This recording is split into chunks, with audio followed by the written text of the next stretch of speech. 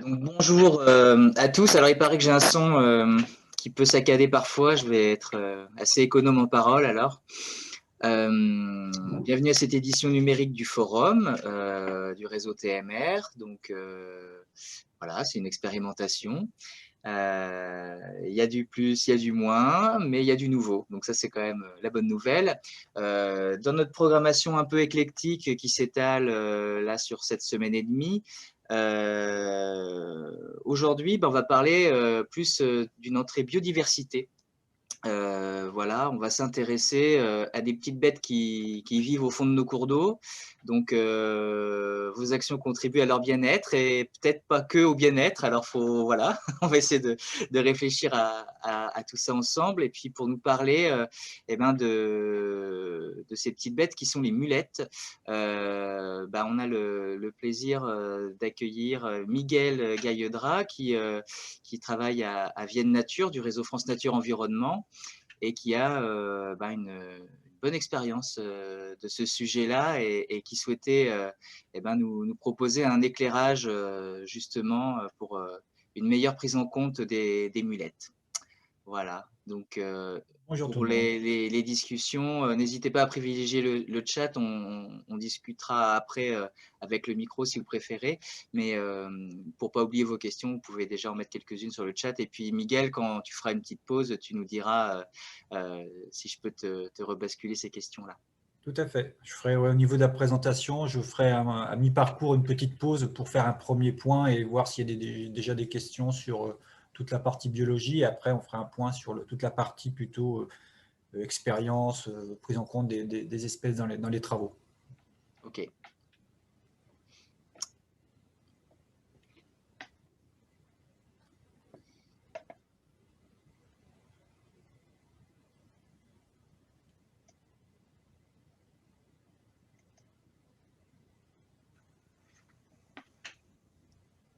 Donc tu me dis quand tu veux que je Ouais, commence. quand tu veux, quand tu peux, Ah ouais, d'accord. Ok. c'est bon pour moi. Ok. Donc bonjour tout le monde.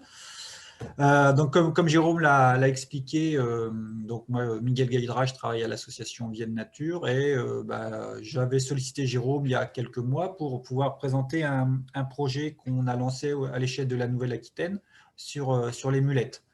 Donc au départ, je devais faire une petite présentation lors du forum. Donc là, on va faire une présentation un petit peu plus longue du coup en visio.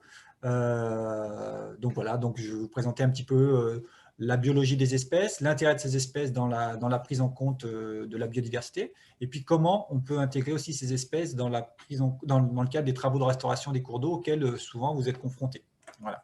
Donc là, je vais passer sur le petit diaporama, et comme je disais à Jérôme, on fera à un moment donné, je ferai un petit arrêt à mi-parcours pour qu'on puisse échanger sur certains points, et après on passera au deuxième volet de la présentation. Alors, je vais essayer de passer en écran partagé.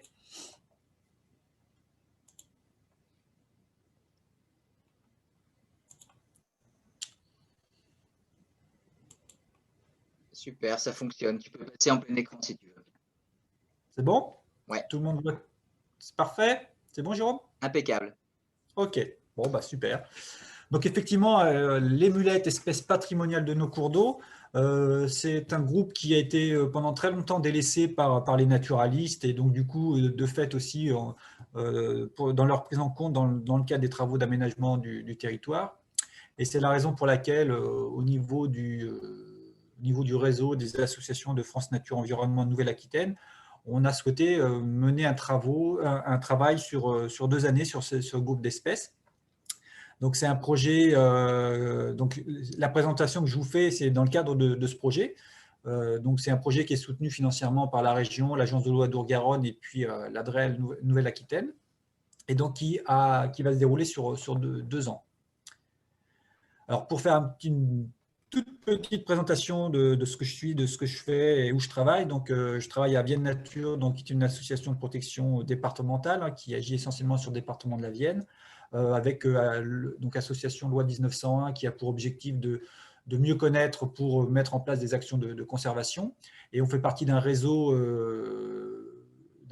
qui est France Nature Environnement au niveau national, et avec la création de la nouvelle région, du coup, on a aussi une confédération régionale qui s'est créée, qui s'appelle France Nature Environnement Nouvelle-Aquitaine. et qui regroupe 200 associations, plus de 18 000 adhérents et de mémoire 150 salariés. Et donc qui est réparti sur l'ensemble du territoire de la Nouvelle-Aquitaine, alors soit avec des associations départementales, soit des associations régionales, soit des associations encore plus limitées à l'échelle du territoire, ça peut être sur un canton, des choses comme ça, ou sur des thématiques. Et effectivement, au départ, c'était un projet qu'on voulait monter à l'échelle du Poitou-Charentes. Et vu qu'on est passé avec la nouvelle région à un territoire plus vaste, on s'est dit pourquoi pas développer un projet sur les mulettes à l'échelle de la Nouvelle-Aquitaine. L'objectif de ce projet à court terme, c'est de tout simplement au départ connaître la liste des espèces qui sont présentes au niveau de chacun des départements dans nos cours d'eau. Améliorer nos connaissances sur leur répartition parce qu'on s'aperçoit qu'on ne sait pas grand-chose parfois. Dans certains départements, la connaissance est bien avancée, mais dans d'autres, on s'aperçoit qu'il y a encore beaucoup de lacunes sur à la fois la connaissance et puis du coup le statut de chacune des espèces. Et puis l'idée aussi sur ce projet qui est mené sur 2 années, c'est de créer et d'animer un réseau d'observateurs. Puisque effectivement, l'idée c'est de faire en sorte qu'il y ait un maximum de personnes qui s'intéressent à ce groupe d'espèces pour faire en sorte derrière de pouvoir emmagasiner la connaissance et puis de sensibiliser le maximum de gens sur cette thématique-là. Et puis, à long terme, ce projet, bien évidemment, a pour objectif d'améliorer nos connaissances sur la répartition des espèces, qui permettra à terme de mettre en place des actions de protection, de conservation, donc avec effectivement l'idée de mieux connaître pour mieux protéger. C'est un petit peu l'idée, les actions que mettent en place les associations de protection de l'environnement. Et puis derrière, d'aller un petit peu plus loin, c'est de faire en sorte que ces espèces soient aussi prises en compte dans tous les inventaires du patrimoine naturel, que ce soit les SNIEF, les sites Natura 2000, la SCAP, donc c'est la stratégie de création d'aires protégées, des arrêtés de protection de biotopes, etc. Enfin, tous des voilà, parce que souvent, les mulettes n'ont pas été prises en compte dans la désignation de sites Natura 2000 ou des choses comme ça, même si pour certaines espèces, notamment la mulette perlière, c'était le cas, mais pas forcément pour d'autres. Et puis, faire en sorte que ces espèces soient pris en compte aussi dans tous les travaux d'aménagement du territoire, que ce soit la restauration des cours d'eau, la restauration des ouvrages d'art, ou tout simplement dans des actes de police, hein, parce que nous, en tant qu'association, on est là aussi pour faire en sorte que les espèces protégées soient prises en compte, pour faire en sorte que ces espèces protégées ne soient pas détruites lors de travaux de tout type au niveau des cours d'eau. Et puis dans l'idée aussi, c'est qu'il y a dans les tiroirs du ministère un projet de plan d'action national multi-espèces sur les mulettes. Et donc l'idée aussi, c'était de faire en sorte que les associations soient en ordre de marche pour pouvoir animer éventuellement ce plan d'action national à l'échelle de nos territoires, sachant que même nous, au niveau des associations, notre connaissance sur la répartition des espèces et la connaissance des techniciens qui travaillent sur ces espèces n'était pas du tout au même niveau. Donc l'idée aussi, c'est que même au sein de notre réseau, c'est de faire en sorte que on ait aussi la connaissance et qu'on puisse, donc on a organisé des formations entre nous pour ensuite pouvoir transmettre aussi ces informations auprès des partenaires techniques de chacun des territoires. Donc, le réseau d'associations qui porte ce projet, hein, donc c'est France Nature Environnement Nouvelle-Aquitaine, avec un certain nombre d'acteurs au niveau local, et puis un partenaire technique aussi, qui est l'Office français pour la biodiversité, hein, qui effectivement travaille sur l'ex-AFB qui travaille beaucoup sur les milieux aquatiques, comme chacun le sait. Donc, dans le cadre de ce projet, ils ont défini un référent départemental, mulette, entre guillemets, et avec qui nous on travaille aussi, avec qui on est en relation au niveau de chacun des territoires, alors soit à l'échelle des départements, soit à l'échelle des ex-régions, en fonction de l'organisation de chacune des structures. Alors l'organisation globale, et puis je vais en arrêter là sur le projet, donc c'est un projet qui est porté effectivement par France Nature Environnement Nouvelle-Aquitaine, avec une délégation à Poitou-Charentes Nature. Et puis ensuite, il y a des coordinations territoriales sur les ex-régions. Donc en Aquitaine, c'est Sisteune Nature qui le fait. En Poitou-Charentes, c'est Poitou-Charentes Nature. En Limousin, Limousin Nature Environnement. Et puis après, en fonction de l'organisation historique de chacune des structures sur les ex-régions, par exemple en Aquitaine et puis en Limousin, donc c'est des structures régionales, qui travaillaient déjà à l'échelle de régions, donc ils continuent à travailler comme ça. Et puis par contre, en Poitou-Charentes, nous on travaille à l'échelle départementale, avec un réseau d'associations départementales. Donc, du coup, ensuite, il y a des coordinations techniques départementales qui ont été mises en œuvre pour le Poitou-Charentes. Voilà un petit peu l'organisation du projet et puis les grands objectifs. Donc, on va commencer à parler un petit peu plus précisément des mulettes. Donc, c'est quoi déjà les mulettes? Donc, ça fait partie de l'embranchement des mollusques. Donc après, les mollusques, bah, c'est très diversifié au niveau de ce groupe-là. Et donc là, les mulettes, ça fait partie des mollusques continentaux, donc qui regroupent deux classes, à savoir les gastéropodes et les bivalves. Et donc, nous, l'idée, c'est de travailler sur les bivalves. Je ne dis pas que les gastéropodes ne sont pas du tout intéressants, mais là, en tout cas, au niveau des milieux aquatiques, on travaille essentiellement sur les bivalves. Donc les bivalves représentent, il y a à peu près 42 espèces qui sont connues à l'échelle nationale pour l'instant, et au niveau des bivalves, il y a deux grandes c'est des ordres, hein, donc l'ordre des Vénéridés et l'ordre des Onionidae. Donc les Vénéridés, ça regroupe toutes les espèces de petite taille, donc il y a quasiment une trentaine d'espèces. Vous voyez hein, sur la photo, il y a des espèces qui peuvent faire quelques millimètres, ça va de 2-3 millimètres à maximum 1 centimètre hein, pour les espèces. Et puis, alors, sauf si on y inclut la corbicule, qui est une espèce invasive, hein, qui fait partie des Vénéridés, mais qui est d'une taille un petit peu plus importante. Et puis, bah, l'ordre sur lequel nous on travaille, c'est ce qu'on appelle les grandes moules d'eau douce, donc les mulettes ou les naïades, donc qui regroupent là par contre, bah, il y a une dizaine d'espèces présentes en France, autochtones.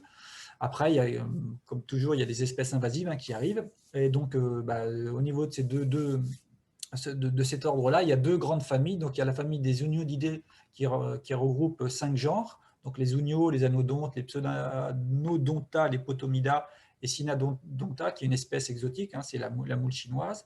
Et puis, la famille des Margaratiferidae avec 2 genres. Donc, bah, Margaratiferidae et puis Pseudonio. Sachant qu'il y a encore 2-3 ans, il y avait qu'une famille, hein, donc qui regroupait 2 espèces, donc les Margaratiferidae. Donc voilà, donc là c'est vraiment les bivalves de taille assez importante, qu'on appelle les mulettes ou naïades. On trouve aussi cette terminologie dans certains ouvrages. Donc, espèces patrimoniales de nos cours d'eau. Quand on regarde un petit peu la liste des espèces présentes en France, donc en plus c'est bien parce que là, il n'y a pas 50 000 espèces, donc on peut faire les listes assez rapidement. Donc, sur les 10 espèces autochtones qui sont présentes en France, il y en a 9 qui sont présentes en Nouvelle-Aquitaine. Donc, il n'y a que la mulette enflée, donc Uniotomidus, qui n'est pas présente en Nouvelle-Aquitaine. C'est une espèce qui est plutôt présente à l'est de la France. Quand on regarde un petit peu cette liste-là, sur les 9 espèces présentes en Nouvelle-Aquitaine, il y en a 3 qui sont protégées sur plan réglementaire, donc pour lesquelles il y a une réglementation stricte qui s'applique pour la prise en compte dans les programmes de préservation. Il y en a 4 qui sont d'intérêt communautaire. Donc, elles sont inscrites sur des annexes, donc l'annexe 2, 4 ou 5 de la directive européenne Faune-Flore. Et puis, quand on regarde les espèces inscrites sur les listes rouges mondiales et européennes des espèces menacées, hein, qui sont élaborées par l'Union internationale de la conservation de la nature, on s'aperçoit que sur les 9 espèces présentes en Nouvelle-Aquitaine, il y en a 5 qui sont inscrites sur la liste rouge des espèces menacées au monde. Donc, il y a la grande mulette, la mulette perlière, la mulette épaisse, la mulette des rivières et l'anodonte comprimé. Donc, quand on parle d'espèces patrimoniales, vraiment, là, quand on regarde ça, bah, voilà, il y a plus de la moitié des espèces qui sont inscrites sur des listes d'espèces menacées. Donc, voilà. Alors, il n'existe pas encore de liste rouge nationale, mais elle est en cours d'élaboration. Et de ce que j'ai cru entendre, c'est que même des espèces qui étaient considérées comme pas menacées à l'échelle mondiale ou européenne, notamment les anodontes, l'anodonte des rivières et l'anodonte des étangs, vont intégrer la liste rouge nationale prochainement. Donc, c'est-à-dire que bah, voilà, les travaux menés à l'échelle nationale font que même les espèces dites encore non menacées à l'échelle mondiale ou européenne, on s'aperçoit qu'en France, elles le sont. Voilà. Donc tout ça, c'est corroboré avec du coup un rapportage sur Natura 2000 sur les espèces d'intérêt communautaire. Donc il y en a 4, hein, donc la grande mulette, la mulette perlière, la mulette épaisse et la mulette méridionale. Donc là, c'était un audit entre guillemets sur l'état de conservation de ces espèces à l'échelle européenne. Et là, on s'aperçoit que même ces espèces-là sont dans un état de conservation défavorable sur le domaine géographique atlantique et continental. Alors, on est un petit peu moins concerné par le continental, sauf dans le Limousin, mais malgré tout, là aussi, on s'aperçoit que même ces espèces-là ont des statuts de conservation très défavorables sur ces milieux-là. Donc, du coup, on va dans le même sens, c'est-à-dire que voilà, espèces patrimoniales, espèces menacées à l'échelle de nos territoires. Donc, c'est la raison pour laquelle on avait décidé de s'y intéresser. Alors, espèces patrimoniales, mais aussi espèces indicatrices de l'état des cours d'eau. Moi, je cite souvent, je considère que les mulettes sont des espèces indicatrices au même titre que peuvent l'être les poissons. On parle souvent d'indice poisson, mais effectivement, on n'a jamais mis en place d'indice mulette, mais pourquoi pas? Ça pourrait être très bien un très bon indice. Alors, tout simplement indicatrices de la qualité des milieux, de par leur biologie, hein. Donc, c'est des espèces filtreuses. Donc, une mulette peut filtrer jusqu'à 30 à 40 litres d'eau par jour. Donc, forcément, lorsqu'il y a des problèmes de qualité d'eau, des pollutions, elles sont souvent les premières impactées, hein, liées à ces problèmes de pollution. Et comme elles sont filtreuses, jouent aussi le rôle d'accumulateurs, hein. Voilà, elles peuvent accumuler un certain nombre de substances toxiques et qui, à terme, va les faire mourir ou va dérégler leur fonctionnement interne. Forcément, comme c'est des espèces qui vivent dans le milieu aquatique, la quantité d'eau est aussi un critère majeur pour leur survie et leur conservation. On peut parler de débit minimum biologique, mais aussi lorsqu'il y a des ruptures d'écoulement au niveau des cours d'eau, forcément, ces espèces sont impactées. Donc, il faut de l'eau de bonne qualité, mais aussi de l'eau en quantité suffisante. Et dans certaines régions, certains secteurs de nos régions, les assecs des cours d'eau sont de plus en plus constants. Et si chaque année, il y a des assecs de cours d'eau, forcément, les populations de mulettes seront fortement impactées. Indicatrice aussi de la diversité des écoulements, des faciès d'écoulement au niveau des cours d'eau. Donc, on peut parler d'indicateurs de la qualité morphologique des cours d'eau. Forcément, les cours d'eau qui ont fait l'objet de recalibrage, de curage, etc., il y a eu des impacts assez importants sur ces espèces-là. Donc, et puis, quand il y a une diversité d'écoulements importants, ça va aller dans le sens de la diversité des milieux, donc du coup, dans le sens aussi de l'accueil d'une diversité d'espèces et donc des milieux favorables à l'installation de mulettes. Et puis, un facteur aussi important, elles sont aussi indicatrices de la libre circulation piscicole, puisque de par leur cycle biologique, elles ont besoin des poissons pour pouvoir, en phase larvaire, pour pouvoir se déplacer, entre guillemets, et puis se multiplier. Donc, du coup, sur les cours d'eau dans lesquels il y a des cloisonnements, hein, où la libre circulation piscicole n'existe plus, ou même on verra aussi qu'il y a aussi le côté recharge, transport des matériaux qui est aussi important pour leur conservation, forcément, elles sont aussi impactées. Donc voilà, donc à ce titre-là, on peut considérer vraiment que les mulettes sont des espèces de très bons indicateurs de la qualité des milieux. Et puis, disons qu'à l'état adulte, les mulettes, leurs déplacements sont très limités, ce qui fait que lorsqu'il y a un assec ou lorsqu'un cours d'eau est totalement séché, elles auront du mal à recoloniser de nouveaux milieux, à nouveau le milieu, où ça va se faire beaucoup plus lentement que des poissons. Je ne sais pas, un cours d'eau qui est à sec pendant 6 mois de l'année ou 3 mois en période estivale, en fin d'été, si pendant 4-5 ans ensuite il est à nouveau en eau régulièrement, les poissons le cortège piscicole va très vite recoloniser le milieu. Ça sera beaucoup plus long pour les mulettes. Voilà. Parce que du coup, s'il y a des assèchements chaque année, là, les populations ont du mal à s'installer à nouveau. Donc, si on regarde un petit peu la morphologie des mulettes, alors je ne suis pas un pro non plus au niveau de l'anatomie comparée, hein, donc voilà, c'est pour vous montrer un petit peu à quoi ça ressemble, une mulette.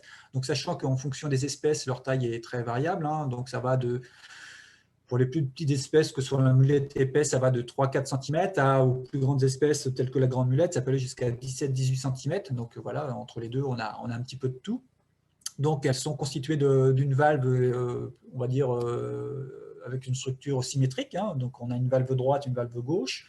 Donc on parle au niveau de l'umbo, c'est le sommet un petit peu de la mulette, qui peut être un critère déterminant pour la distinction des espèces, au niveau des stries qu'on peut observer sur les sommets de ces espèces-là, sachant que souvent, comme c'est des espèces fouisseuses, l'umbo est souvent très érodé voilà, le fait de s'enfouir dans le sédiment. Qu'est-ce que je peux vous dire aussi au niveau des… donc, généralement, on parle d'une valve droite et d'une valve gauche. Alors là, sur le schéma, c'est faux, c'est inversé. La valve gauche, c'est la valve droite normalement, mais bon, voilà. Donc, c'est des animaux, donc, les mollusques ont un corps mou qui est donc enveloppé dans cette coquille qui leur sert de squelette, entre guillemets, externe. Et donc, elles ont une croissance régulière avec des stries de croissance qu'on peut distinguer sur les valves lorsqu'elles ne sont pas trop abîmées. Donc la même chose, c'est pour vous dire que vous rappelez que donc, les mulettes sont des espèces fouisseuses et donc du coup elles ont une anatomie adaptée pour ça. Donc elles s'enfouissent grâce à leur pied, qui est un muscle qui sort de la valve. Donc elles s'enfouissent grâce à ça. Elles peuvent se déplacer grâce à ce pied aussi. Donc là, lorsqu'on voit là, sur le dessin, donc le pied, grosso modo, on peut imaginer que la moule a une tête. Donc c'est voilà, la tête, grosso modo, la moule, lorsqu'elle est dans le milieu aquatique, elle a la tête en bas. Et puis ce qu'on voit en haut, c'est la partie postérieure. Et la partie postérieure, il y a des siphons, donc le siphon inhalant et le siphon exhalant, par lequel elle va filtrer l'eau. Et donc l'eau va passer par, en tout cas au niveau de l'anatomie de la petite bête, pour l'alimenter. Et puis c'est par là aussi qu'elle va incorporer aussi notamment les gamètes mâles pour les femelles. Qu'est-ce que je peux dire d'autre au niveau de l'anatomie? Pardon. Donc c'est des animaux qui sont généralement sexués, donc il y a mâle et femelle, mais malgré tout, dans le cadre de conditions particulières, elles ont la possibilité d'être hermaphrodites. Donc il peut y avoir aussi de l'autofécondation, c'est-à-dire que lorsqu'il y a des populations qui sont présentes en très faible densité, elles peuvent, comme pas mal de mollusques, s'autoféconder et donc faire l'objet d'hermaphrodisme pour pouvoir se reproduire. Qu'est-ce que je peux dire d'autre sur la description? Donc oui, à l'état, alors donc elles s'enfouissent dans le sédiment. Souvent, ce qu'on perçoit, ce qu'on voit, donc du coup, quand on les cherche, c'est vraiment la partie immergée. Mais par contre, lorsqu'elles sont plus jeunes, donc on va dire les juvéniles, elles sont totalement enfouies dans le sédiment et puis elles filtrent l'eau qui passe dans les sédiments. Donc elles passent totalement inaperçues lorsqu'elles sont au stade juvénile. Notamment, moi je travaille beaucoup sur la grande mulette. La grande mulette, elle passe quasiment une dizaine d'années totalement enfouie dans le sédiment et passe totalement inaperçue. Donc finalement, les individus qu'on voit immergés du substrat sont des individus qu'on peut considérer comme adultes déjà, qui sont là depuis quelques années. Sachant que la durée de vie d'une mulette est très variable d'une espèce à l'autre. Grosso modo, c'est entre 10 et 30 ans pour la majorité des espèces, mais pour la mulette perlière et la grande mulette, on peut aller jusqu'à plus d'une centaine d'années, avec un record, je crois, pour la mulette perlière, je crois que c'est autour de 180 ans dans le nord de l'Europe. Voilà. Donc là, une longévité assez importante malgré tout, même pour les autres espèces, entre 10 et 30 ans, c'est déjà pas mal. Quand on compare avec les autres petits bivalves que sont les vénéridés, qui peuvent vivre 1 an, 2 ans, voire guère plus, quoi.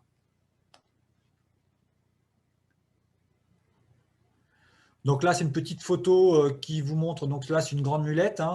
Donc une grande mulette, en plus, c'est des gros individus donc, qu'on voit assez, entre guillemets, assez facilement dans le milieu, sachant que comme elles vivent très longtemps et qu'elles ne se déplacent pas beaucoup, on s'aperçoit que voilà, il y a pas mal de bryophytes ou d'algues qui se développent sur la partie immergée, donc elles peuvent passer facilement inaperçues. Donc ce qui permet de les observer, voilà, c'est ce qu'on appelle les siphons. Et puis, dans certains milieux, il y a des concrétions calcaires qui se déposent aussi sur les moules. Donc, du coup, la moule est totalement recouverte, des fois de 1 à 2 cm de concrétions calcaires dans certains milieux. Et là, on voit apparaître effectivement que les siphons du substrat. Donc, voilà, on a le siphon inhalant, le siphon exhalant. Et puis, pour déterminer la valve droite et la valve gauche de l'animal, il faut l'imaginer face à vous. Et puis, sur votre droite, c'est la valve droite et sur votre gauche, c'est la valve gauche de l'animal.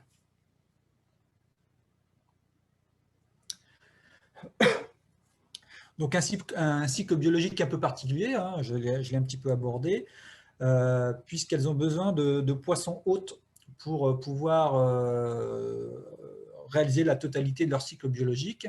Donc, comme je disais, il y a des individus, donc mâles et femelles, avec possibilité d'hermaphrodisme sous certaines conditions. Donc, le mâle va émettre ses gamètes dans le milieu aquatique et la femelle ou l'individu à proximité va ingérer, entre guillemets, c'est pas le bon terme, mais par son siphon inhalant, du coup, va absorber les gamètes mâles, et donc la fécondation des gamètes femelles va se faire à l'intérieur même de l'individu. Ils vont être stoppés dans les cténidies au niveau de la moule pendant un certain nombre de temps. Alors ça peut être très variable, hein, le développement des gamètes, ça peut durer quelques semaines à quasiment une année en fonction des espèces. C'est-à-dire qu'il y a certaines espèces pour lesquelles la fécondation a lieu à un printemps N, et l'expulsion des larves se fera au printemps suivant. Donc quasiment un an de maturation à l'intérieur de la mulette.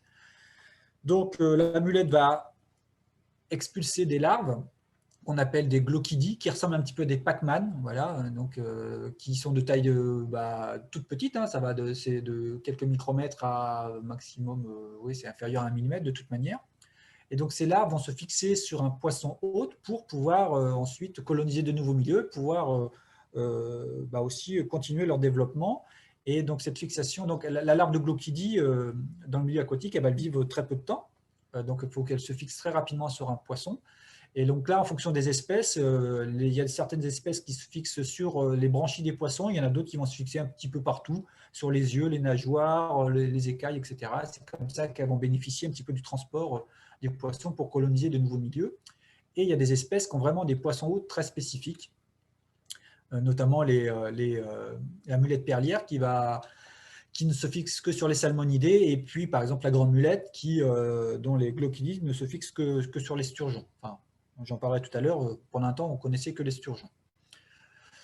Donc elles vont rester fixées aussi sur ce poisson pendant plus ou moins longtemps en fonction des espèces. Au bout d'un moment, elles vont se laisser tomber dans le sédiment, et puis là, donc du coup, elles vont continuer à croître, et elles restent enfouies dans le sédiment, et donc elles filtrent les écoulements qui passent dans les sédiments pendant quelques années. Et ensuite, les adultes émergent, et donc ensuite, on poursuit le cycle des espèces. Donc, vous pouvez imaginer que du coup, il y a beaucoup de mortalité de ces larves qui sont émises dans le milieu aquatique, parce qu'il faut qu'elles trouvent un poisson. Et puis, pour certaines espèces, il faut vraiment le poisson hôte, donc le poisson spécifique qui pourra permettre la reproduction d'espèces. Et puis après, lorsqu'elles se laissent tomber, il faut qu'elles tombent sur un secteur où le substrat est favorable aussi pour pouvoir vivre suffisamment longtemps pour effectuer la totalité de leur cycle. Il y avait un autre élément que je voulais dire, c'était effectivement, alors la période de reproduction, il y a certaines espèces qui vont émettre des glochidies qu'une fois par an, et puis il y en a d'autres qui peuvent le faire plusieurs fois dans l'année. Notamment, c'est le cas de la mulette épaisse ou de la mulette des rivières qui peuvent le faire 2 ou 3 fois dans l'année. Donc ça va du printemps jusqu'à, on va dire, la fin de l'été. Il peut y avoir des libérations de glochidies dans le milieu aquatique. Sachant que la connaissance, après, pour chacune des espèces, n'est pas au même niveau que certaines espèces. On va y revenir un petit peu. Les espèces les plus menacées ont fait l'objet de beaucoup d'études. Donc du coup, on a pas mal de connaissances, mais les espèces pour lesquelles on ne s'est pas trop préoccupé, forcément, là, il y a encore plein de choses à découvrir sur leur cycle biologique, et éventuellement des poissons hôtes, etc. Alors, leur milieu de vie, je veux dire qu'elles vivent dans tous les milieux aquatiques, donc que ce soit les fleuves ou les grandes rivières, hein, donc les grands cours d'eau, que sont, je ne sais pas, la Garonne, la Creuse, la Vienne, la Loire, etc. Mais elles vivent aussi dans les petits cours d'eau, donc dans le chevelu. Et donc là, même, souvent, il est plus facile de les trouver dans ces petits cours d'eau que dans les grands cours d'eau, puisque, entre guillemets, comme la masse d'eau est plus faible, on les trouve plus facilement que sur un cours d'eau tel que la Vienne ou la Creuse, qui font parfois plusieurs dizaines de mètres de large, et du coup, avec des profondeurs plus ou moins importantes, et du coup, plus difficile à trouver des individus vivants, en tout cas. Et puis, il y a aussi des espèces qui peuvent se développer dans les milieux stagnants, que sont les étangs ou les mares, hein, donc, notamment l'anodonte des étangs, mais on peut retrouver des fois certaines zoonoies, alors nous on n'a pas de lac chez nous, mais qui peuvent aussi effectuer la totalité de leur cycle biologique en milieu stagnant. Et enfin, bah forcément, comme c'est des espèces fouisseuses, et ben elles ont besoin de sédiments, en tout cas dans lesquels elles puissent s'installer. Donc là aussi, c'est très variable en fonction des espèces. Il y a des espèces qui ont besoin de milieux très stables, tels que la grande mulette, et puis il y en a d'autres qui sont plutôt dans des milieux un petit peu plus fins, dans des zones plutôt sableuses. Et donc du coup, bah, il faut aussi du substrat dans les cours d'eau. Donc du coup, comme vous le savez, parce que vous travaillez beaucoup là-dessus, on s'aperçoit que l'incision des cours d'eau, etc., a fortement érodé ces cours d'eau. Et sur certains secteurs, il n'y a plus du tout de matelas alluvial. Et qui dit pas de matelas alluvial dit impossibilité pour les espèces forcément de se développer, hein, puisqu'il n'y a pas le substrat qui leur permet de réaliser la totalité de leur cycle biologique. Donc, la recharge de cours d'eau en matériaux est aussi essentielle pour la conservation de ces espèces. Donc, du coup, même chose lorsqu'on parle de continuité écologique au niveau des espèces, bah, la continuité écologique au niveau des sédiments, hein, est aussi très important pour les mulettes.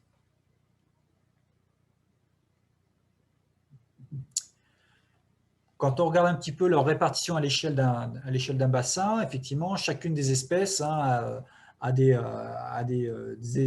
exigences écologiques, hein, différentes.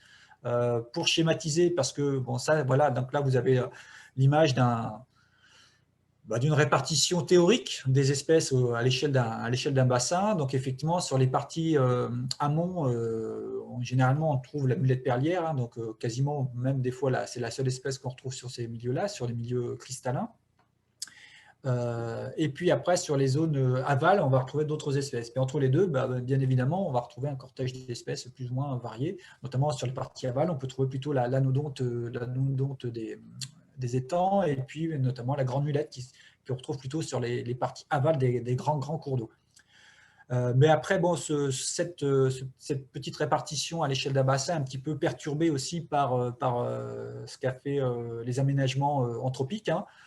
Faut imaginer que forcément, il y a des étangs qui ont été créés, donc il y a du réempoisonnement qui a été fait au niveau de certains cours d'eau, dans le cadre du développement halieutique, ce qui fait que ça a perturbé un petit peu la répartition de ces espèces. C'est-à-dire qu'il y a des espèces qu'on peut retrouver à l'exutoire des étangs pour lesquelles qui ne devraient pas être là normalement. Enfin, voilà. Donc c'est un petit peu perturbé, un petit peu tout ça, cette répartition théorique par toutes les interventions humaines qui ont été menées au cours des dizaines d'années, ou voire des siècles, sur les cours d'eau. Mais bon, voilà, on peut résumer un petit peu leur répartition par ce schéma. Donc, il faut imaginer qu'autrefois, il y avait des abondances très importantes au niveau de ces espèces. Donc, on parle notamment de pavage, hein. Il y avait des cours d'eau qui étaient totalement recouverts de ces espèces. Alors, c'est très spectaculaire, et on le retrouve encore dans certaines régions du nord de l'Europe pour la mulette perlière. Donc là, vous pouvez imaginer, donc sur la photo, ce qu'on voit, la grande photo, c'est de la mulette perlière, avec, là, on peut imaginer plusieurs dizaines d'individus au mètre carré. Donc ça, c'est quelque chose qu'on ne retrouve plus dans nos cours d'eau, ou très peu. Alors effectivement, là, pour la mulette perlière, c'était très spectaculaire, mais même pour d'autres espèces telles que la mulette des rivières, lorsqu'on voit parfois le nombre de valves d'individus morts qu'on trouve sur certains cours d'eau, on peut imaginer qu'il pouvait exister aussi sur certains secteurs des pavages de ces espèces-là. Donc là, voilà, donc autrefois, il y avait sur certains cours d'eau des densités importantes de ces espèces-là, et elles contribuaient aussi, ces espèces, à l'équilibre de la rivière, puisque comme je disais tout à l'heure, ce sont des espèces filtreuses qui vont filtrer entre 30 à 40 litres d'eau par jour. Donc elles contribuent aussi à faire en sorte qu'il y ait moins de matière en suspension au niveau des cours d'eau, ce qui est favorable à la végétation pour son développement, etc. Donc c'est vraiment des espèces qui font partie effectivement de l'équilibre aussi d'une rivière. Donc malheureusement, ça, en tout cas, moi en France, j'ai jamais vu. Ça existe encore dans certaines régions vraiment du nord de l'Europe, avec notamment la mulette la mulette perlière, sur lesquelles on peut trouver encore des pavages très importants. Alors, il y a des menaces anciennes qui ont toujours existé sur ces espèces-là. Donc, il y a toujours eu de tout temps des prélèvements de ces espèces, tout simplement parce que, notamment la mulette perlière ou la grande mulette, de temps en temps, on trouvait des perles dedans. Donc, avant le développement entre guillemets, de l'élevage de la perle à partir d'huîtres marines, ouais, les seules perles qu'on avait, c'était celles qu'on trouvait dans les moules d'eau douce. Donc, on donne toujours l'exemple de la robe de Marine Médicis, sur laquelle il y avait 32 000 perles qui ornaient une robe, sachant que on estime on trouve une perle pour 1000 à 3000 moules. Donc voilà, il y a des estimations qui prouvaient que pour avoir ces 32 000 perles qui ornaient la robe, il a fallu tuer entre 35 à 40 millions de moules pour avoir ça. Donc voilà, donc ça fait effectivement à un moment donné, ça faisait partie. Ça peut être aussi une des sources des menaces anciennes des espèces. Donc sur l'image, on voit que même en Bretagne, où l'espèce était encore présente dans les années 50, enfin voilà, là il y avait encore, même dans les années 50, encore de la pêche de cette espèce-là pour la recherche de perles. Et puis sur l'image de droite, on voit c'est sur la Seugne, donc une rivière qui est présente en Charente-Maritime, où là on faisait la même chose, mais pour la grande mulette. Alors c'était pour les perles, mais là il y avait très peu de perles, mais il pouvait en avoir aussi. Mais c'était aussi là pour récolter on utilisait les valves pour faire des boutons, puisque les valves des grandes mulettes pouvaient faire jusqu'à 1 cm d'épaisseur, donc on faisait c'est de la nacre. Hein. Du coup, on faisait des boutons à partir des valves de mulettes. Et là, il y avait vraiment des pêches intenses au niveau de cette rivière-là. Avec, du coup, elles étaient localisées à des profondeurs assez importantes. Donc, il y avait des gens qui plongeaient, entre guillemets, qui récoltaient ça. Et puis, on les faisait cuire directement sur le bord de la rivière pour pouvoir ouvrir l'animal, récupérer les valves. Et puis, le corps mou de l'animal, on le donnait au canard ou au cochon. Voilà, donc c'était pour vous dire aussi. Donc là, forcément, ça a aussi contribué à la raréfaction des espèces sur certains cours d'eau. Et puis, il faut imaginer, alors on n'a pas de traces, mais qu'à certaines époques, notamment au Moyen-Âge, il y avait aussi la qualité des eaux était pas toujours favorable au niveau des cours d'eau. Hein. Quand on pense aux tanneries, des fois, les cours d'eau ont pas mal souffert à cette époque-là. Donc, on peut imaginer aussi qu'à ce moment-là, il y a eu aussi des fortes mortalités des espèces au niveau de certains cours d'eau. Donc voilà, donc de tout temps, ces espèces ont été menacées, mais il y a toujours des menaces qui sont toujours omniprésentes sur la conservation de ces espèces. Donc j'en ai parlé tout à l'heure.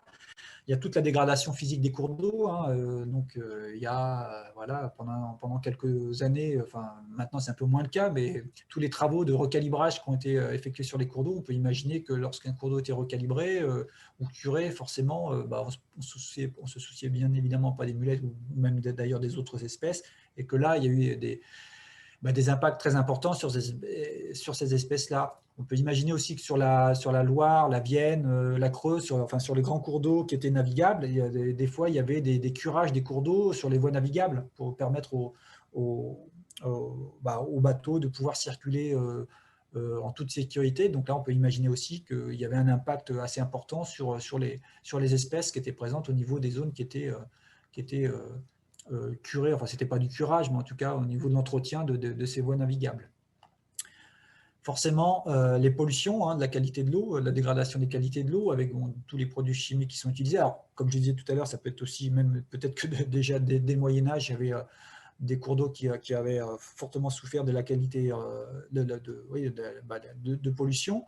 Donc là, même si les pollutions, on va dire que la qualité des eaux des cours d'eau s'améliore, il y a toujours des pollutions, il y a toujours des pollutions diffuses qui impactent directement ces espèces, qui sont des espèces filtreuses et donc qui ont tendance à accumuler tous les polluants, entre guillemets, au sein de leur corps, et donc du coup qui pourront modifier leur fonctionnement, pourquoi pas leur cycle biologique, leur taux de reproduction, et puis à terme impacter les effectifs de ces populations-là. Donc les assèchements et les ruptures d'écoulement des cours d'eau, donc on peut voir sur la photo là, on voit plusieurs mulettes qui sont mortes, elles sont entre guillemets toutes fraîches. Donc c'est un cours d'eau sur lequel il y avait un assèchement, et donc même les mulettes se sont déplacées vers les dernières flaques d'eau et sont mortes en même temps que les poissons. Donc là, on voit un cadavre de poisson. Donc là, forcément, dès lors qu'il y a des assèchements de cours d'eau, ça va impacter directement ces espèces-là qui ne peuvent pas vivre très longtemps de manière immergée. Et ensuite, il faudra plusieurs années pour pouvoir reconstituer que les populations puissent se réinstaller sur les cours d'eau en fonction de la vitesse de recolonisation des poissons sur ces cours d'eau. On pourra retrouver des mulettes. Et puis, bien évidemment, avec ça, lorsqu'il y a des espèces qui ont des poissons très spécifiques, si le poisson disparaît, ça va impacter directement la reproduction de ces espèces. C'est le cas notamment de la mulette perlière qui se reproduit essentiellement sur les salmonidés, grâce aux salmonidés. Donc, on sait très bien que dans les cours d'eau de plaine, les salmonidés sont en forte régression. Hein. Et donc, du coup, ces espèces-là ont peut-être disparu, notamment dans la Vienne. La mulette perlière était connue historiquement. Peut-être qu'elle a disparu parce que aussi le poisson hôte a disparu. C'est le cas aussi de la grande mulette, pour laquelle le poisson hôte qui était connu il y a encore quelques temps, c'était l'esturgeon. Et l'esturgeon, par exemple, sur le bassin de la Loire, a disparu depuis plus d'un siècle. Donc forcément, plus de poissons hôtes, plus de reproduction possible.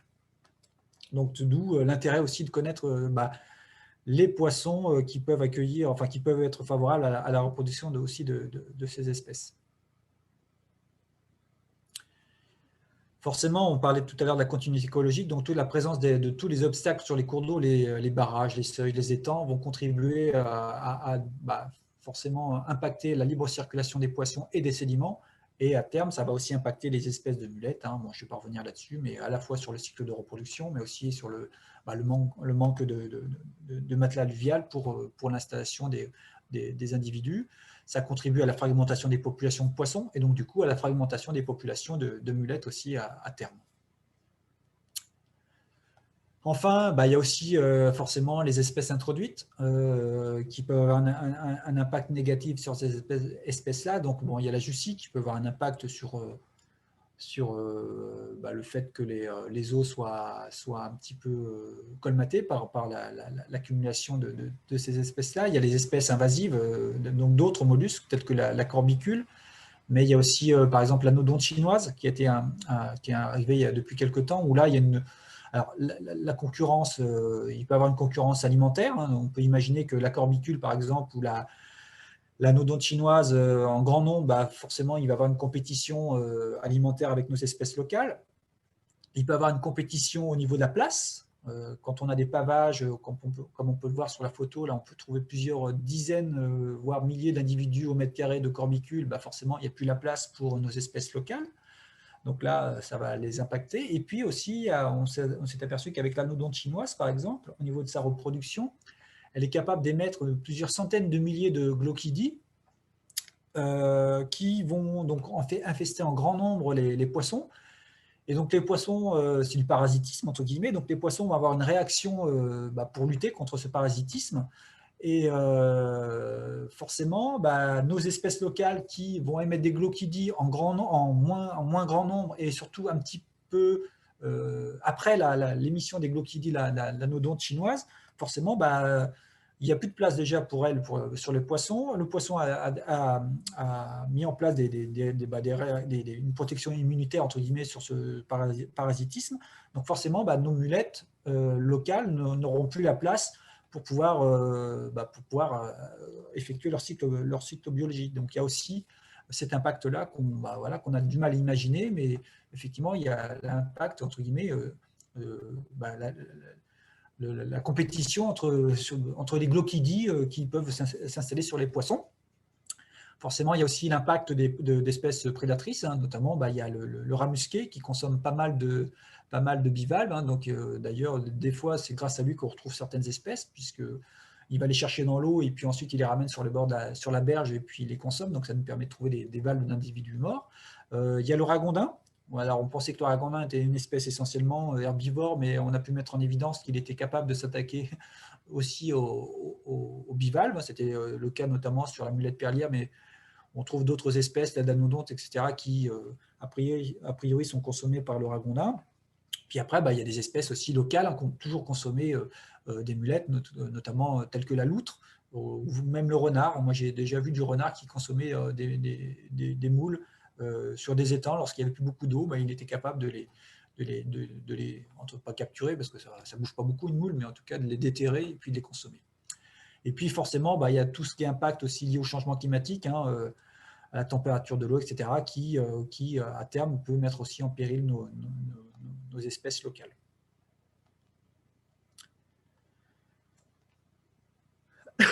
Donc, quand on veut travailler sur les mulettes, effectivement, il y a plusieurs méthodes de recherche, hein, des espèces qui donnent différentes sources, des différents types d'informations.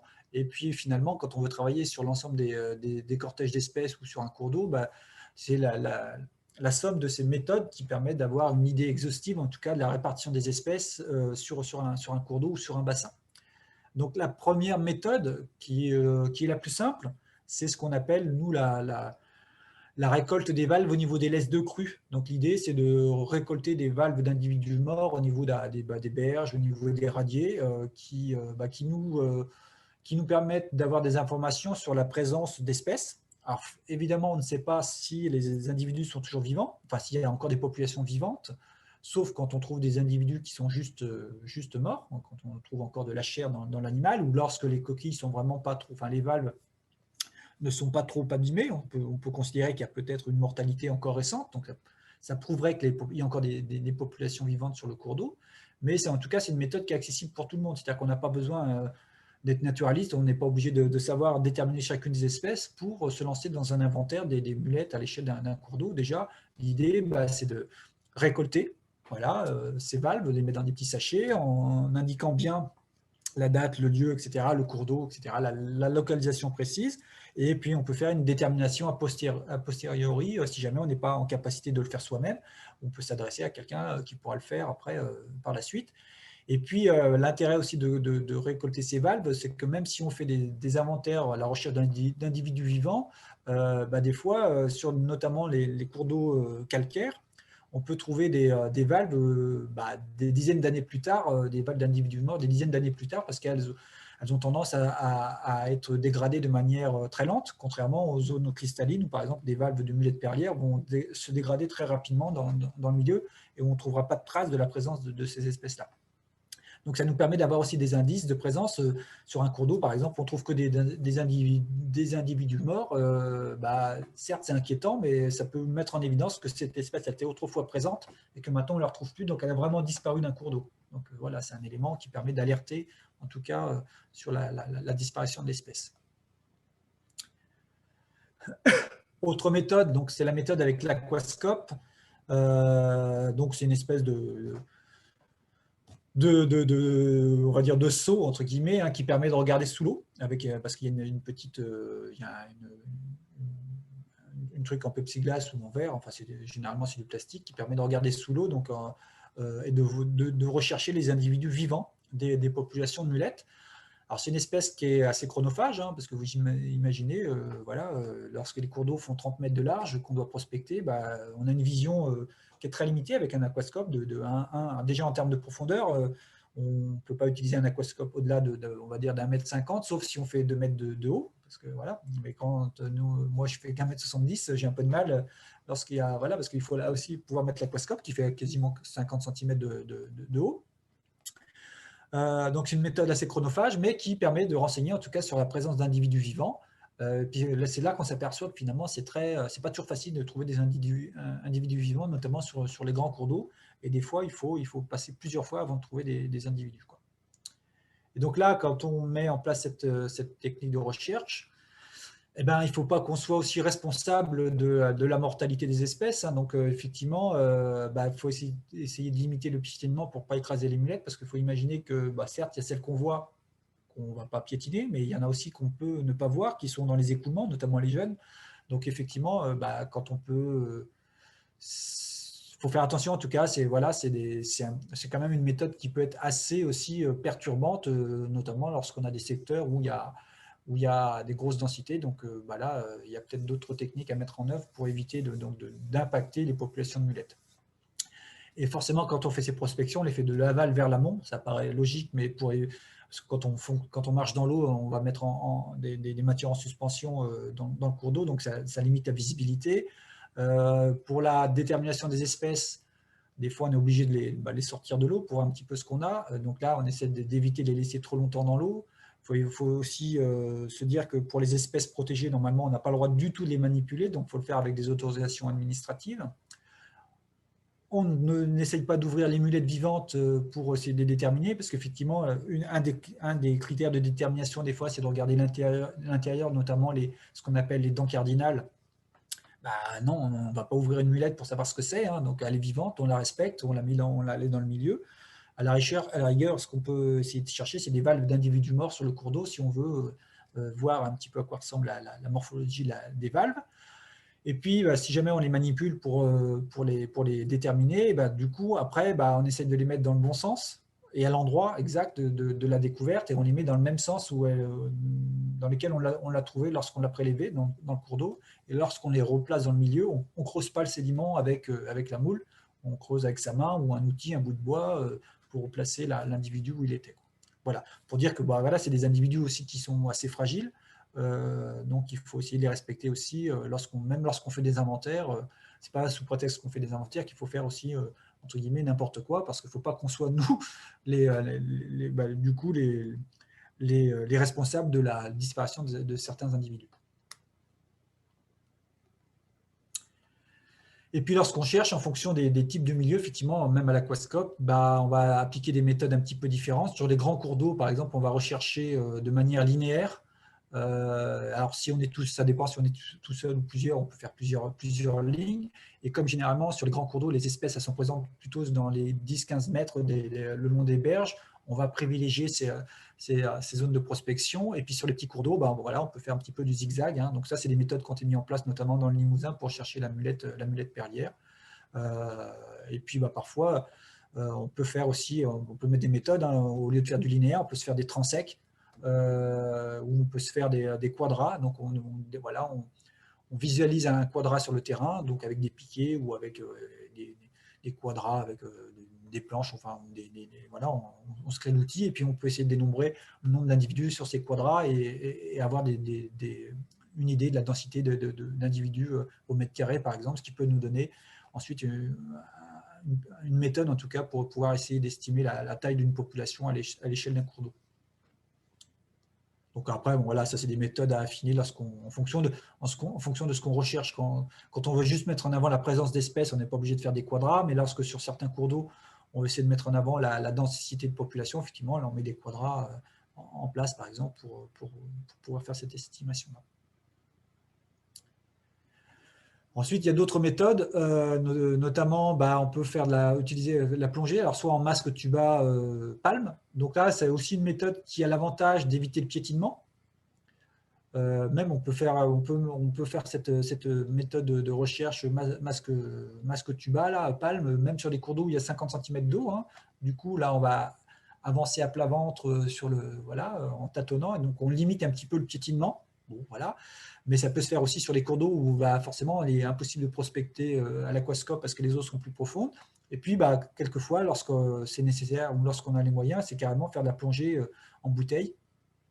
Donc c'est le cas notamment pour la grande mulette sur la Charente, où elle est présente à des profondeurs de 3-4 mètres d'eau. Donc du coup, la recherche de l'espèce ne peut se faire qu'en plongée à l'aide de bouteilles. Donc là, c'est soit on est équipé, soit on est formé pour le faire, soit on fait appel aussi à des clubs de plongée qui sont toujours partants pour faire participer à ce genre d'inventaire, parce que ça contribue aussi à leur sensibilisation, leur connaissance, et puis ça leur permet de trouver des prétextes, entre guillemets, pour plonger en rivière, et avec un but. Donc je sais que moi, sur la Vienne, j'ai plusieurs clubs de plongée qui sont venus m'aider pour prospecter sur des secteurs que je ne pouvais pas faire à pied, enfin en tout cas à l'aquascope, et qui sont venus prospecter sur des linéaires à 4-5 à chaque fois, donc ce qui permet aussi d'aller sur des secteurs où on ne peut pas aller, quoi.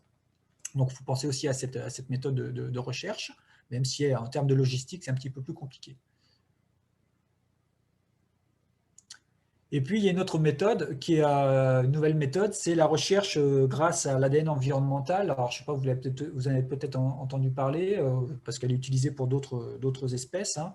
L'idée, c'est que chaque être vivant libère dans son milieu, notamment le milieu aquatique pour les mulettes, des restes, hein, notamment les excréments, des restes de cellules, etc., donc avec de l'ADN. Et l'idée, c'est donc l'ADN qui reste vivant, entre guillemets, ou en bon état, enfin, je ne vais pas dire vivant, mais en bon état, en tout cas, pendant une quinzaine de jours.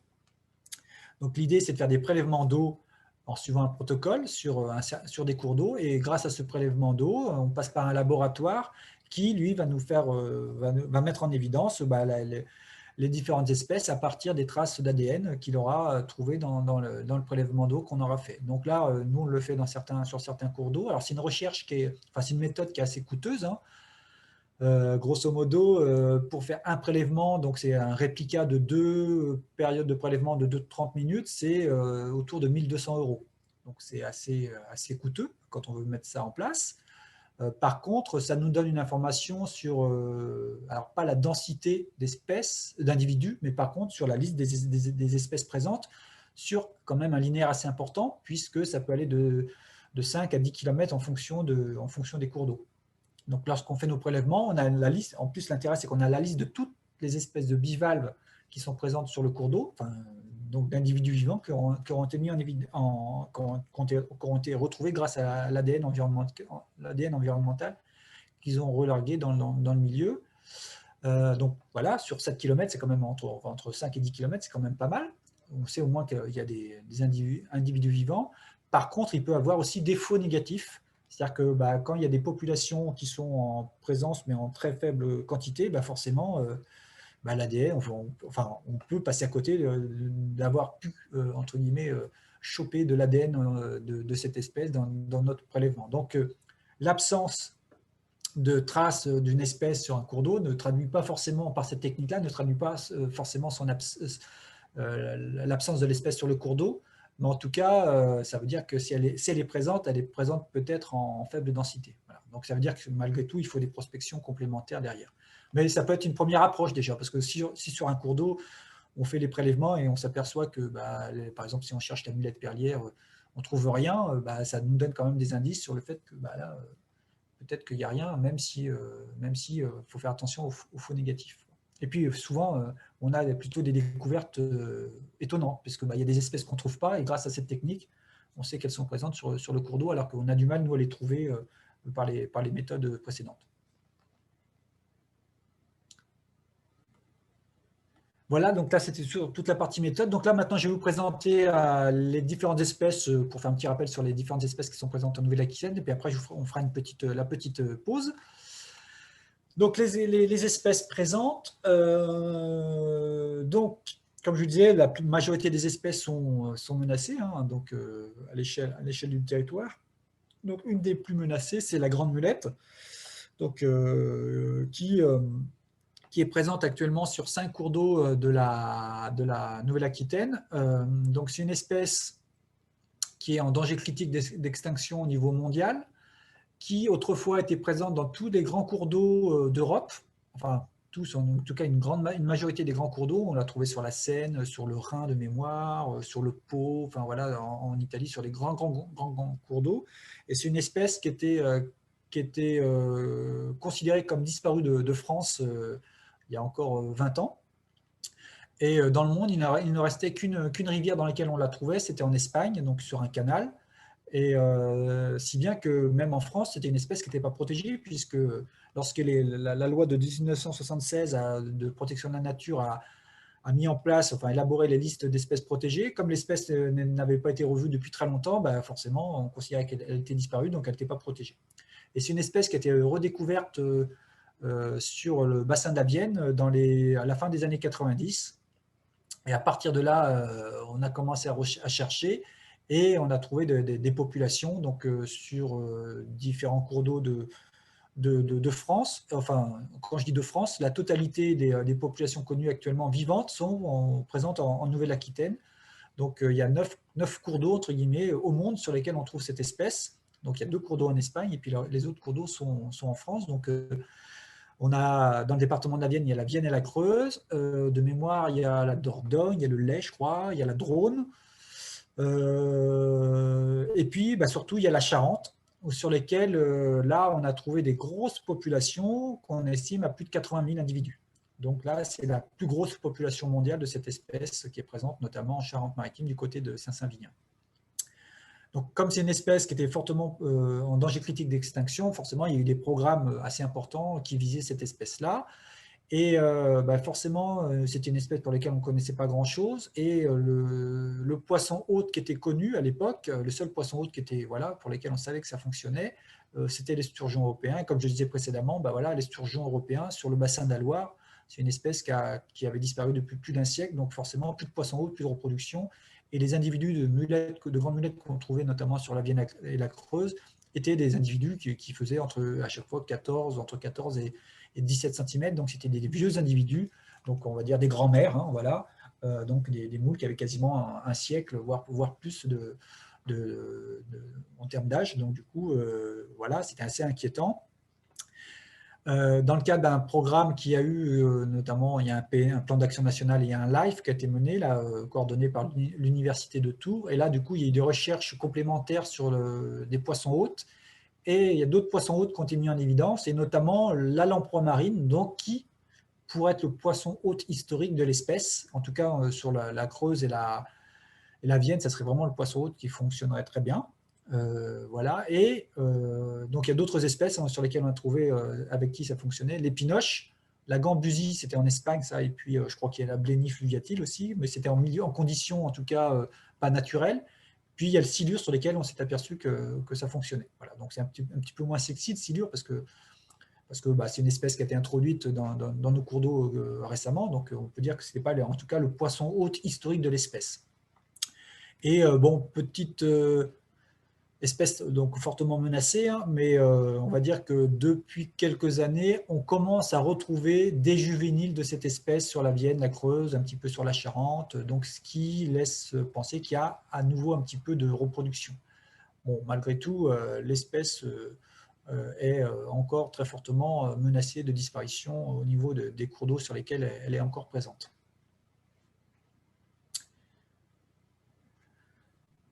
Autre espèce protégée, donc la mulette perlière. Alors là, je ne connais pas très bien cette espèce parce que moi, je me contente de travailler sur la Vienne. Et donc, forcément, c'est une espèce qu'on n'a pas du tout, qui est essentiellement présente sur les zones un petit peu cristallines de la région, donc notamment en Limousin et puis en Dordogne et puis en Pyrénées-Atlantiques, sur certains cours d'eau. Donc, c'est une espèce qui est fortement menacée, hein, aussi, qui a un poisson hôte spécifique, hein, qui sont les salmonidés. Donc forcément, bah, sans ces espèces, elle est incapable d'effectuer son cycle de reproduction. Donc là, elle aussi considérée en danger d'extinction au niveau mondial, au niveau européen, elle a bénéficié de pas mal de programmes d'action, donc un plan d'action national, des LIFE, notamment un LIFE, c'est Périgord, je ne me souviens plus exactement, je l'ai après, parce que voilà, il y a eu un LIFE aussi en Bretagne, c'est une espèce qui est encore largement présente au nord de l'Europe, sur lesquels donc du coup il y a des gros travaux qui visent sa restauration, enfin en tout cas sa conservation sur le nord de l'Europe. Donc voilà, c'est une espèce qui est fortement menacée aussi, et pour lesquels, donc moi j'ai beaucoup moins travaillé sur l'espèce, mais en tout cas pour lesquels il y a beaucoup de programmes qui visent à sa conservation sur là où elle est encore présente, parce que malgré tout, même sur les cours d'eau là où elle est encore présente, sa reproduction est encore très limitée, ce qui fait qu'il y a eu même des programmes d'élevage, hein, pour pouvoir proposer la réintroduction de cette espèce sur les cours d'eau où elle était présente historiquement. Il y aura peut-être des gens dans l'Assemblée qui pourront me dire, nous préciser les choses sur les programmes qui visent cette espèce, notamment en Limousin, sur lesquels donc, il y a eu un plan d'action régional aussi de cette espèce, il y a eu un LIFE pour cette espèce. Autre espèce protégée, donc c'est la mulette épaisse, donc Oniocrassus. Donc c'est une espèce qui est présente essentiellement pour l'instant, qui a été identifiée essentiellement sur le bassin de la Loire principalement, et un petit peu aussi en Dordogne. Donc ouais, je dis des bêtises parce qu'elle a été trouvée récemment aussi en Charente. Donc là, le poisson hôte, les poissons hôtes connus sont un petit peu plus variés, hein. Donc voilà, il n'y a pas que une ou deux espèces, sachant que c'est une espèce pour laquelle il y a peut-être d'autres poissons hôtes qui existent. Malgré tout, c'est une espèce qui est aussi considérée en danger d'extinction. Alors, au niveau de sa répartition européenne, on s'aperçoit qu'elle a une aire de répartition beaucoup plus vaste. C'est la raison pour laquelle c'est une espèce qui a été inscrite à l'annexe 2 de la directive européenne. Comme elle avait une aire de répartition un petit peu plus importante, en mettant cette espèce sur l'annexe 2, l'idée aussi, c'était de faire en sorte que les autres espèces accompagnatrices puissent être aussi bénéficier des mesures de protection qui visaient cette espèce-là. Donc, espèce annexe 2 de la directive européenne, c'est-à-dire que c'est aussi une espèce qui peut bénéficier de la création de sites Natura 2000, au même titre que la mulette perlière. C'est le cas notamment en Limousin. Il y a des cours d'eau, enfin des sites Natura 2000 qui ont été désignés parce qu'il y avait la mulette perlière. Ce qui n'est pas le cas pour la grande mulette, parce que comme elle n'était pas présente, enfin pas connue, du coup, elle n'est pas inscrite à l'annexe 2 de la directive européenne. Donc voilà, la mulette épaisse, qui est une petite espèce qu'on peut retrouver dans tout type de cours d'eau, petits cours d'eau à grands cours d'eau. Effectivement, j'en ai pas parlé tout à l'heure, mais la grande mulette, on la retrouve plutôt sur les parties aval des grands cours d'eau. La mulette épaisse, on peut la retrouver sur la partie aval des grands cours d'eau, sur les parties médianes du chevelu. Après, on ne la retrouve pas forcément sur les zones cristallines, là où on trouve la mulette perlière. Donc, espèces protégées aussi. Voilà. Donc là, les trois espèces que je vous ai présentées, c'est les 3 espèces qui sont protégées sur le plan national et pour lesquelles, du coup, sur le plan réglementaire, là, il y a même dans le cadre de travaux, il faut les prendre en compte pour éviter leur disparition. Enfin, en tout cas, d'impacter en tout cas ces espèces dans le cadre de travaux. Uniomancus, donc la mulette méridionale. Alors oui, pardon, pour la mulette, je reviens sur la mulette épaisse, il y a 2 sous-espèces. Il y a Uniocrassus crassus et il y a Uniocrassus courtilleri. Et chez nous, on aurait la Uniocrassus courtilleri, donc on appelle aussi la mulette ligérienne. Voilà. Bon, là, on peut les distinguer que à partir d'analyses génétiques des espèces. Donc la mulette méridionale, c'est aussi une espèce d'intérêt communautaire. Elle est inscrite à l'annexe 5 de la directive européenne. Ce n'est pas une espèce protégée, qui est répartie un petit peu plus largement au niveau de la Nouvelle-Aquitaine. Hein. Donc là, les cartes que je vous montre à l'échelle de la Nouvelle-Aquitaine, c'est les cartes qu'on a fait en début de programme, ce qui fait que c'est basé sur une recherche bibliographique. Donc, par exemple, on voit qu'en Gironde, elle n'est pas présente, mais certainement liée à un manque de connaissances. Donc à terme, l'idée, c'est l'objet du programme, c'est aussi d'affiner la liste de présence et probablement que cette espèce est présente aussi en Gironde. Donc c'est une espèce qu'on retrouve un petit peu partout dans les cours d'eau aussi, au même titre que la mulette épaisse. Elle est même souvent sympatrie avec la mulette épaisse. Hein. Des fois, on trouve à 10 cm l'une de l'autre à la fois de la mulette épaisse et à la fois de la mulette méridionale. Donc là aussi, il y a 3 sous-espèces de mulette méridionale et chez nous, on a Uniomancus mancus normalement.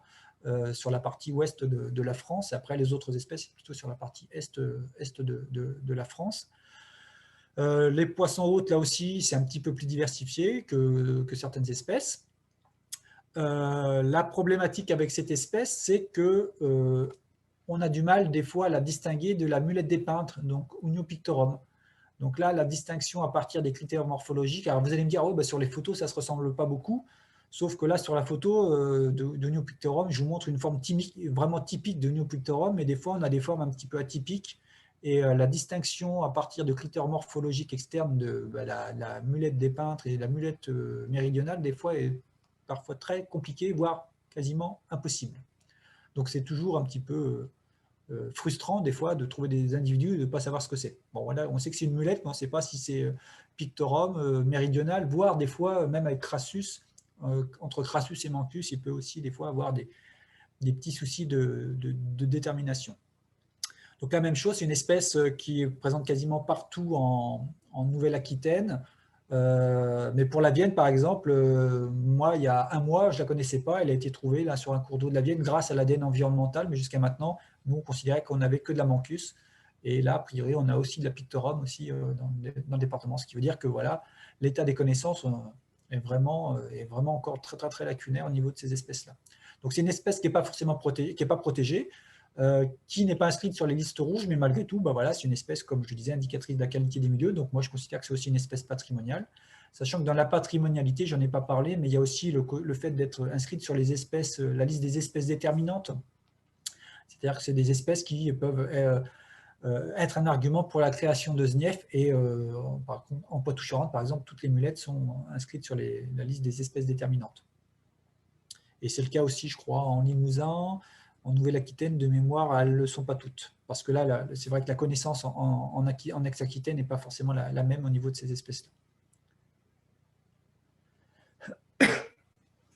La mulette des rivières, donc elle, c'est une espèce qui n'est pas protégée sur le plan national, qui est quand même considérée comme en danger critique d'extinction au niveau mondial. Et quand on regarde son aire de répartition mondiale, on s'aperçoit qu'elle est présente en Espagne et simplement en France, et en plus sur la partie, pas sud de la France, mais en tout cas méridionale, ce qui fait que voilà, on a une responsabilité vis-à-vis de cette espèce. Alors effectivement, on la trouve partout dans les cours d'eau normalement de Nouvelle-Aquitaine, mais c'est une espèce sur laquelle on s'aperçoit qu'il y a une grosse mortalité.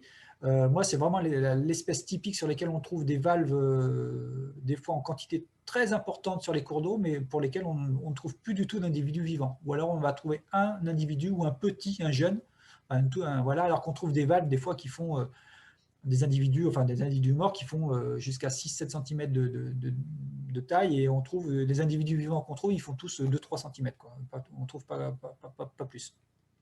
Donc là, vraiment, c'est une espèce pour laquelle je pense qu'on a une attention particulière à montrer sur cette espèce. C'est une espèce qu'on appelle plutôt rhéophile. Elle aime bien les zones un petit peu de courant, des cours d'eau. Donc en plus, voilà. Et les poissons hôtes connus pour l'instant, il n'y en a que deux, c'est la truite et puis le barbeau. C'est peut-être lié aussi au fait de sa disparition. Alors après, même chose, au niveau des poissons hôtes, il y a des espèces qui ont fait l'objet de beaucoup moins d'études que les espèces les plus menacées, ce qui fait qu'on connaît beaucoup de choses. C'est possible qu'il y ait d'autres poissons hôtes qui existent pour cette espèce-là, et qui y a encore des poissons hôtes qui n'ont pas été mis en évidence, qui sont inconnus. Ensuite, on passe aux anodontes. Donc les anodontes, il y a l'anodonte des étangs, donc c'est une espèce plutôt caractéristique des zones très lentes des cours d'eau, mais qu'on retrouve aussi au niveau des milieux stagnants tels que les mares ou les étangs. Donc c'est une espèce qui n'est pas forcément menacée, où là, même chose en termes de connaissances, on est un peu limité parce que c'est une espèce qu'on ne va pas retrouver au niveau de tous les cours d'eau. Par contre, au niveau des étangs, c'est une espèce qui peut avoir des fois des abondances assez importantes. Donc là aussi, il y a des choses à améliorer au niveau de sa reconnaissance. Et là, du coup, les poissons hôtes, ils sont un petit peu plus importants. Il y a beaucoup de poissons hôtes, notamment pas mal de cyprinidés qu'on retrouve forcément dans les milieux stagnants, qui peuvent accueillir les glauquidies de cette espèce-là.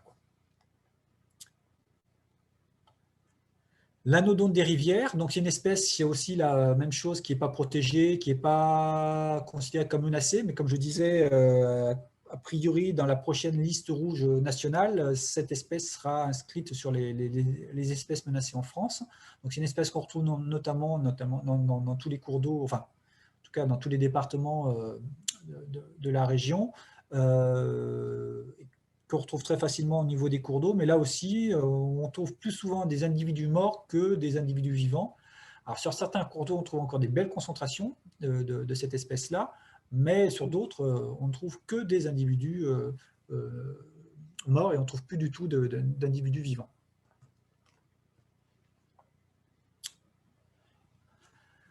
Enfin, l'anodonte comprimée, donc Pseudanota complanata, alors elle, c'est l'inconnu, cette espèce, considérée aussi comme vulnérable au niveau mondial, mais pour lesquelles on a très peu de données. C'est une anodonte qui est de taille inférieure aux deux précédentes, qui est très fine, et du coup, pour lesquelles on a très peu d'informations. Là, nous, dans la Vienne, on l'a découverte que très récemment. Alors, on la connaissait historiquement. Voilà, il y avait des données bibliographiques sur cette espèce-là, mais on n'avait jamais trouvé d'individu vivant. Et là, grâce à la technique d'ADN environnemental, on a pu la mettre en évidence sur un cours d'eau. Donc, du coup, voilà, on sait qu'elle y est. On ne l'a pas trouvée, enfin, on ne l'a pas encore trouvée physiquement, mais on sait qu'elle est présente sur certains cours d'eau. Donc là, c'est une espèce aussi pour lesquelles il y aurait une attention particulière dans sa connaissance. C'est une espèce qui est plutôt présente au niveau des zones pourrait partager grosso modo les mêmes milieux que l'anodonte des étangs au niveau des rivières, par contre, tu vois, plutôt sur des zones un petit peu stagnantes, des zones un petit peu profondes, ce qui peut-être aussi explique le peu de connaissances qu'on a sur cette espèce, parce qu'elle est peut-être sur des zones plus profondes, donc plus difficiles à prospecter. Et puis le fait que les valves soient très fragiles aussi peut aussi être responsable du fait qu'on ne trouve pas d'individus morts aussi de ces espèces-là. Et puis forcément, il y a aussi les espèces exotiques. Il y a l'anodonte chinoise dont je vous parlais tout à l'heure, qui a été découverte dans 2 départements, malheureusement, dans les Deux-Sèvres et puis en Charente-Maritime. Donc espèce qui est originaire d'Asie et qui peut impacter fortement nos espèces locales, donc des individus qui peuvent faire une taille assez importante avec éventuellement des densités importantes, notamment je crois que c'est sur le bassin du Rhône en France, où il commence à avoir des secteurs où il y a des grosses concentrations de l'anodonte chinoise sur ce secteur-là.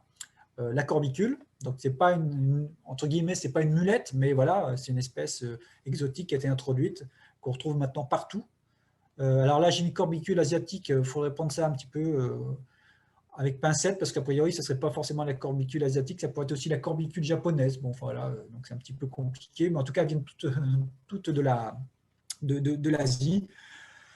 Et donc, du coup, elles, pareil, elles ont un cycle de reproduction assez important et elles colonisent très rapidement les cours d'eau de la région, là où elles ne sont pas encore présentes. En l'espace de 15 ans, dans la Vienne, par exemple, on la retrouve quasiment sur tous les réseaux hydrographiques du département.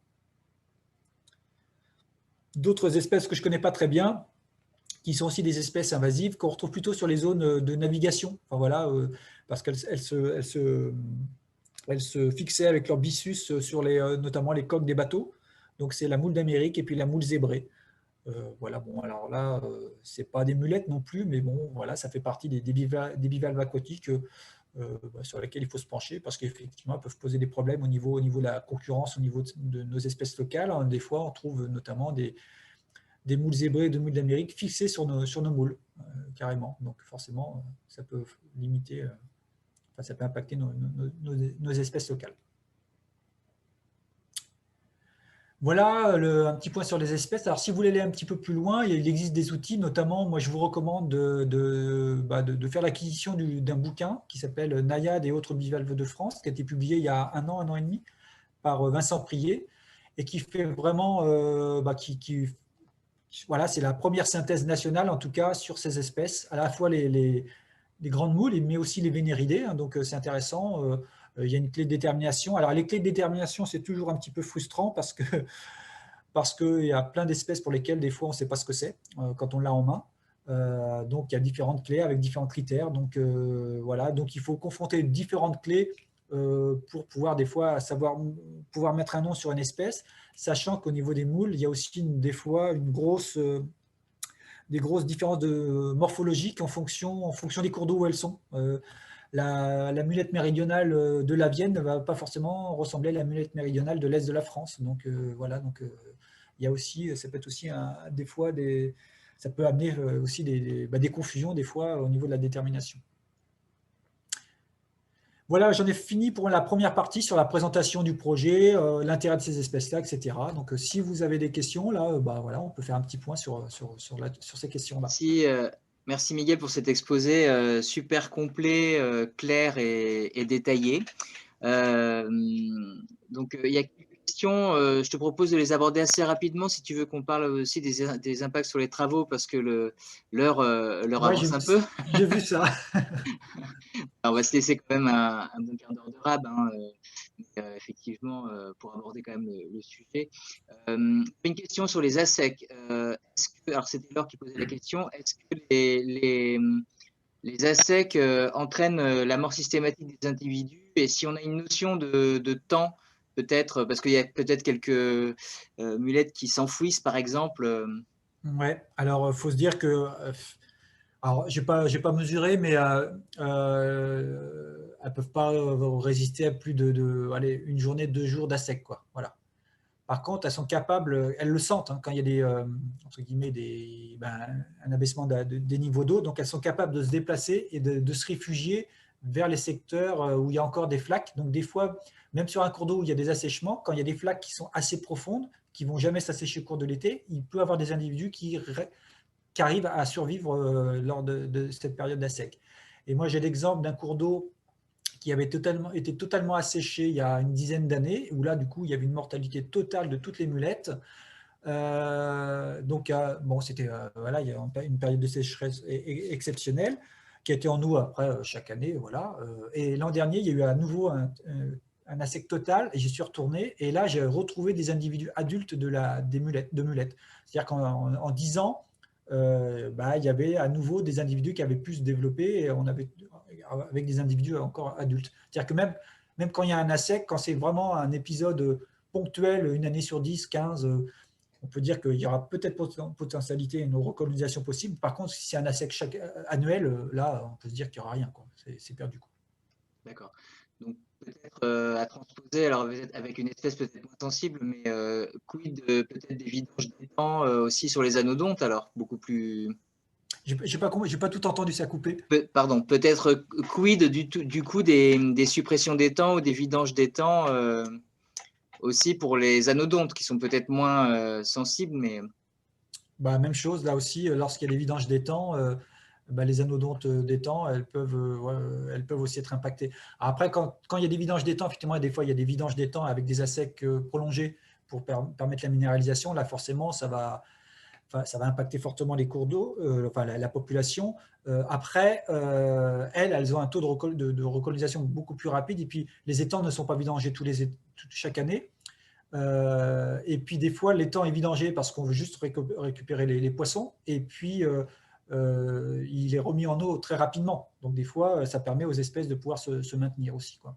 Et puis, il faut se dire aussi que quand un étang est vidangé, derrière, il y a un réempoisonnement. Et lorsqu'on réempoisonne un étang, bah, on prend des poissons qui viennent d'un autre étang. Et donc, du coup, c'est pour ça que l'anodonte des étangs, entre guillemets, elle est moins impactée par les vidanges, quoi. Enfin, voilà. Elle arrive à résister parce qu'on transporte les poissons aussi, quoi. D'accord.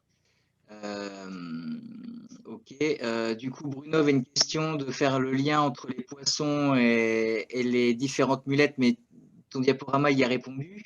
Et il y avait une question, oui, qui était liée aussi à quel faudra peut-on retrouver des corbicules? Parce que visiblement, on en a retrouvé à 55 mètres dans la retenue des Guzons. J'ai pas tout entendu. Jusqu'à quelle profondeur peut-on trouver des corbicules? Oh, à mon avis, même dans les cours d'eau qui font 3-4 mètres de profondeur, on peut trouver de la corbicule. Ouais, il peut en avoir. Je ne pense pas que ce soit un critère pour elle. Voilà. Là, les seuls secteurs où je ne trouve pas de corbicule, moi, c'est sur les cours d'eau qui sont très frais, où la température de l'eau est très fraîche, où là, on s'aperçoit que la corbicule a du mal à s'installer. Voilà. Mais autrement, les cours d'eau, la profondeur, ça n'intervient pas sur les cours Je d'eau. précise la question, c'était carrément dans les retenues. La retenue des Guzons, par exemple, sur la Creuse, 55 mètres, commence à avoir de la corbicule sur sa périphérie. Jusqu'à quelle profondeur penses-tu que ça va descendre? Ouais, je ne pourrais pas te dire là, du coup. Je serais incapable de te dire, je ne sais pas. Je sais on commence à en retrouver aussi dans la Vienne, on a un grand lac là qui fait 4-5 mètres de profondeur et il y a de la corbicule au fond du lac, quoi.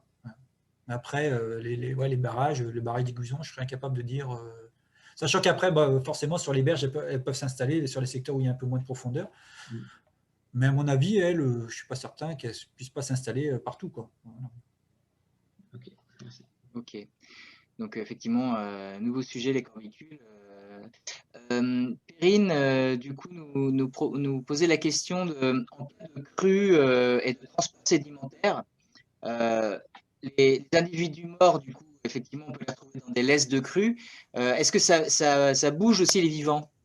Oui, alors, quand il y a des grosses crues, effectivement, il y a des individus qui peuvent être transportés vers les parties aval, hein. Donc, c'est pour ça que bah, des fois, là, on trouve des individus. Je sais que, par exemple, il y a le cas sur la Drône, où ils ont fait des analyses d'ADN environnemental. Grosso modo, la Drône, il y a les deux mulettes. Il y a la mulette perlière et la grande mulette. Pour schématiser, sur l'amont, il y a la mulette perlière. Sur la partie aval, il y a plutôt la grande mulette. Et là, ils ont fait de la recherche par ADN environnemental de la grande mulette. Et ils ont trouvé de la mulette perlière sur une partie aval de la Drône. Donc, c'est peut-être un individu qui a dévalé, porté par les crues. Et puis, effectivement, elles sont capables aussi de se déplacer. Alors, elles ne vont pas faire des centaines de mètres, hein. Quoique les anodontes, elles sont capables de faire des… Ouais, on peut voir, mais elles sont capables de se déplacer. Et s'il n'y a pas d'obstacle à leur déplacement, elles sont capables de se déplacer un petit peu. Et même si une crue les emporte, elles sont capables éventuellement de s'enfouir à nouveau dans le sédiment pour trouver une posture qui leur permettra de filtrer l'eau encore pendant pas mal de temps, quoi. Ok, d'accord. Il y avait une question de Jérémy qui était y a-t-il des études qui sont réalisées sur l'impact de l'action de filtration des mulettes sur la qualité de l'eau? Tu as connaissance de ça? Non, enfin, il y en a peut-être eu, mais moi, j'en ai pas forcément connaissance, hein. Je sais que il y a il y a des gens qui ont travaillé sur justement l'effet de la corbicule, les concentrations corbicules. Mais alors après, là, je suis certainement pas au point. Il y a peut-être eu des choses, hein, qui ont été menées sur ces espèces-là. Il faudrait faire un petit peu de bibliographie, mais ouais, c'est moi qui suis pas forcément au point, mais je pense qu'il y a eu des choses justement sur le sujet, quoi. Plus, mais à ta connaissance, tu connais pas. Non. Okay. Pour revenir sur la corbicule, Étienne Bourri sur la Gartempe amont côté Limousin nous dit qu'on en retrouve très très haut sur le bassin, hein. Donc sur des cours d'eau qui sont réophyllés frais, ça c'est pour les compléments d'inventaire. Grégory sur la Choisille, pas très loin de Tours, nous dit qu'aussi ils ont eu des inventaires piscicoles réalisés avec la Fédé qui a montré des présences de mulettes épaisses. Voilà. J'en avais entendu parler, ouais. Et puis Alice aussi sur l'Adour qui nous dit que là c'est de la grande mulette aussi pour compléter son inventaire. Voilà. Oui, sur l'Adour, c'est que je n'ai pas cité tous les cours d'eau parce que c'est des cours d'eau que je connais un petit peu moins bien, mais l'Adour, ouais, la grande mulette est connue. Ouais. Est-ce que sur les parties extérieures à la Nouvelle-Aquitaine, ce genre d'inventaire existe aussi dans le réseau France Nature Environnement, par exemple? Alors, je ne connais pas toutes les structures, mais je sais que, par exemple, la CEPANT, ils travaillent un petit peu sur la problématique, notamment sur la grande mulette. Et puis, donc, c'est en Indre-et-Loire.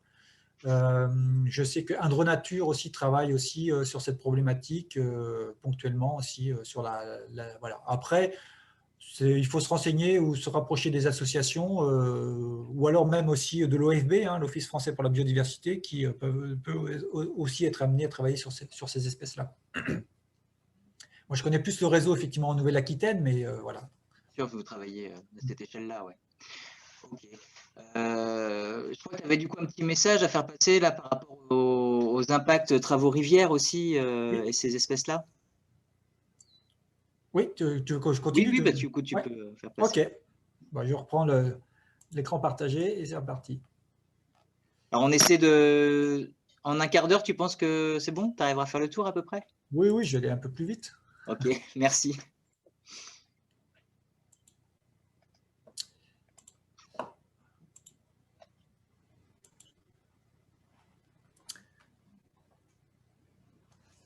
Donc, du coup, oui, pour poursuivre. Alors, comme je l'expliquais, il y a des programmes d'action qui ont été menés, hein, sur un certain nombre d'espèces de mulettes, mais qui visent essentiellement la grande mulette et la mulette perlière, parce que forcément, c'était les espèces qui étaient considérées comme les plus menacées à l'échelle mondiale et européenne. Donc, forcément, elles ont bénéficié de programmes d'action.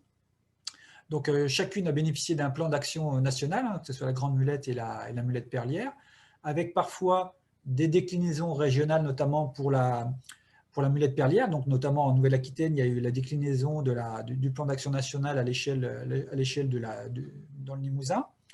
Et puis, pour compléter ça, il y a des sites Natura 2000 qui ont été créés aussi spécifiquement pour prendre en compte la mulette perlière, notamment dans le Limousin. Et puis, il y a des lives qui ont été mis en œuvre aussi, notamment pour la grande mulette et la mulette perlière, notamment pour la grande mulette. Alors, la grande mulette, il n'y a pas eu de déclinaison à l'échelle régionale, parce que la rigueur, on va dire que la grande mulette, elle est présente quand… Bon, même si en Indre-et-Loire, ça ne fait pas partie de la Nouvelle-Aquitaine, mais il y a des cours d'eau, en tout cas, riverains. Donc, il y a eu un live sur la grande mulette et un live haute drone pour la prise en compte de la mulette perlière. Donc là, je le connais. Alors, le live grande mulette et puis le PNA grande mulette, je connais un petit peu, mais après, concernant la mulette perlière, je suis un petit peu moins concerné, donc je connais un petit peu moins le contenu. Mais en tout cas, voilà, ces deux espèces ont bénéficié d'actions, de programmes d'action de conservation assez importants et avec des programmes d'élevage, etc., pour la réintroduction. Mais quid des autres espèces? Voilà, donc elles ont été délaissées pendant très longtemps. Même des fois, on ne sait même pas qu'elles sont présentes sur un cours d'eau. Donc, c'est pour montrer un petit peu le niveau de connaissance. Donc là, l'idée vraiment du programme de FNONA, hein, donc c'était de travailler sur ces espèces-là pour qu'à terme, on puisse les prendre aussi en compte ces espèces, sachant que, pour faire très simple, la mulette perlière, elle est sur les zones amont, et puis la grande mulette sur la partie aval, mais entre les deux, il y a plein de choses, et donc c'est là qu'on retrouve toutes les autres espèces. Donc ça permettait aussi de prendre en compte ces espèces sur tout le réseau hydrographique de Nouvelle-Aquitaine. Donc là, je vais vous présenter un petit peu très rapidement 3 actions. Alors, je prends souvent l'exemple de la Vienne parce qu'au niveau de la connaissance, on est un des départements pour lesquels on a fait pas mal de choses, mais c'est la même chose dans le Limousin, ils ont fait aussi beaucoup de choses. Bon, là, voilà. Donc, dans la Vienne, effectivement, il y a quelques années, on s'est posé la question sur la répartition des espèces dans la Vienne. Donc, l'idée, c'était un petit peu comme ce qu'on veut faire à l'échelle de la Nouvelle-Aquitaine, c'est de savoir quelles étaient les espèces présentes et puis comment elles étaient réparties à l'échelle du département. Donc, on a lancé des prospections en suivant les mêmes méthodes que j'ai présentées précédemment. Donc, je vais passer, alors, juste pour l'histoire, donc la Vienne, pour le resituer, donc on est localisé dans, pas le centre de la France, mais presque. Et puis, on est à cheval sur 2 grands bassins, donc principalement le bassin de la Loire, et puis on a une petite partie bassin de la Charente dans le sud-ouest du département, où il y a quasiment 80 km de cours d'eau du bassin de la Charente. Donc, avec des parties socles qui coulent encore sur le socle granitique, où on aurait pu trouver la mulette perlière, des zones plutôt calcaires, et puis des zones plutôt argileuses, sableuses, marneuses, sur lesquelles on peut trouver d'autres espèces. Donc, ça peut expliquer aussi le fait que sur les parties aval des cours d'eau, nous, sur la partie argile, marne et puis karstique, on peut trouver des diversités d'espèces plus importantes que sur le socle granitique, où là, souvent, on n'a qu'une espèce. Et notamment en Limousin, ils ont souvent la mulette perlière. Et puis, quand on sort de la mulette perlière, des fois, on ne trouve pas forcément les autres espèces. Donc, lorsqu'on veut lancer un inventaire à l'échelle d'un territoire, forcément, le premier travail, c'est de faire une synthèse des connaissances bibliographiques pour savoir un petit peu ce qui a été fait, voir ce qui est historiquement, visiter les collections, avoir des outils de détermination des espèces, et puis forcément se créer une base de données pour pouvoir forcément intégrer et enregistrer toutes ces données-là, pour pouvoir derrière les analyser. Et puis, parallèlement à ça, l'idée, c'était de former aussi les gens, parce que au niveau d'une structure, il peut y avoir un technicien qui travaille sur l'espèce, ou les espèces, mais pour couvrir l'ensemble d'un département, c'est un peu faible. Donc, du coup, il faut former les gens, les bénévoles, pourquoi pas se rapprocher aussi des techniciens de rivière pour former un réseau. Donc, ça a permis en 2010, je crois, de faire un petit bilan déjà des connaissances dans le département de la Vienne.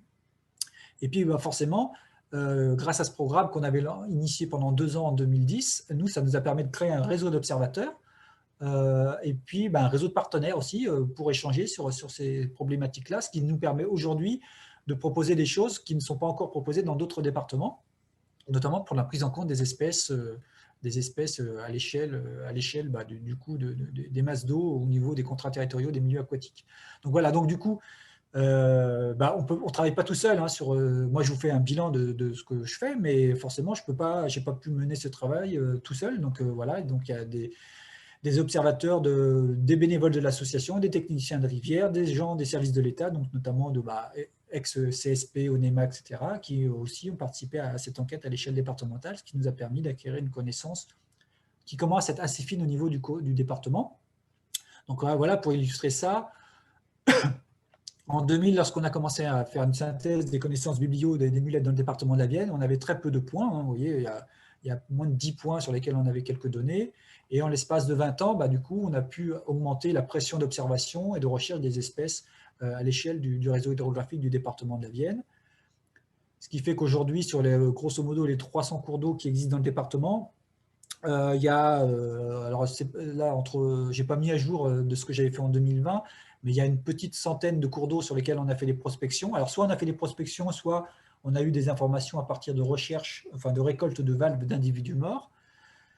Donc, avec à peu près 2000 inventaires, donc ce qui nous permet d'avoir une bonne vision, en tout cas, une bonne connaissance des espèces à l'échelle du réseau. Donc, on a trouvé des restes ou des présences de valves sur la moitié des cours d'eau qu'on a prospectés et actuellement un tiers de cours d'eau, des individus vivants sur un tiers des cours d'eau. Donc, voilà, vous voyez, ça ne fait pas beaucoup. Bon, ceci dit, la recherche d'individus vivants, on l'entame depuis 3-4 ans simplement. Au départ, la première méthode qu'on a mise en œuvre, c'était de solliciter les bénévoles pour qu'ils récoltent des valves sur les bordures des cours d'eau, etc. Et donc maintenant, on recherche des individus vivants, ce qui nous permet de comparer aussi avec ce qu'on avait trouvé à partir des valves. Et puis donc, grâce à ça, ça nous permet d'affiner la répartition des espèces. Donc tout à l'heure, je vous ai présenté des cartes à l'échelle de la Nouvelle-Aquitaine avec juste présence, absence par département. Là, forcément, lorsqu'on travaille à l'échelle d'un département, on peut aller plus loin dans la répartition d'espèces. Donc là, par exemple, c'est l'exemple de la carte de répartition de la Grande Mulette. Là, on voit typiquement, elle est présente que sur 2 cours d'eau, sur la partie aval de 2 grands cours d'eau chez nous, la Vienne et la Creuse. Et puis, on a des données historiques sur le Clin, voilà, donc sur des parties un petit peu plus en amont. Donc, ça nous permet d'avoir aussi de déterminer un indice de distribution départementale, savoir si l'espèce est rare, pas rare, très commune, etc. Et puis de localiser effectivement à l'échelle des bassins la présence des espèces. Donc même chose pour la mulette épaisse, où là, du coup, nous, on la considère comme peu commune, avec notamment sur un bassin principalement. Pour l'instant, c'est sur le Clin, mais on la retrouve sur d'autres cours d'eau du département. Donc comme c'est une espèce protégée, là, nous, on s'y intéresse de manière plus importante. Mais d'autres espèces comme la mulette perlière, la mulette des rivières, là aussi, ce travail nous permet d'affiner la répartition des espèces à l'échelle des bassins. Et on s'aperçoit que sur certains cours d'eau, on trouve beaucoup d'individus morts, mais on a beaucoup de mal à trouver des individus vivants. Voilà. Donc à partir de ce travail de connaissance, forcément, derrière, ça pose des bases sur des projets futurs pour la prise en compte de ces espèces dans le cadre des travaux de restauration des cours d'eau.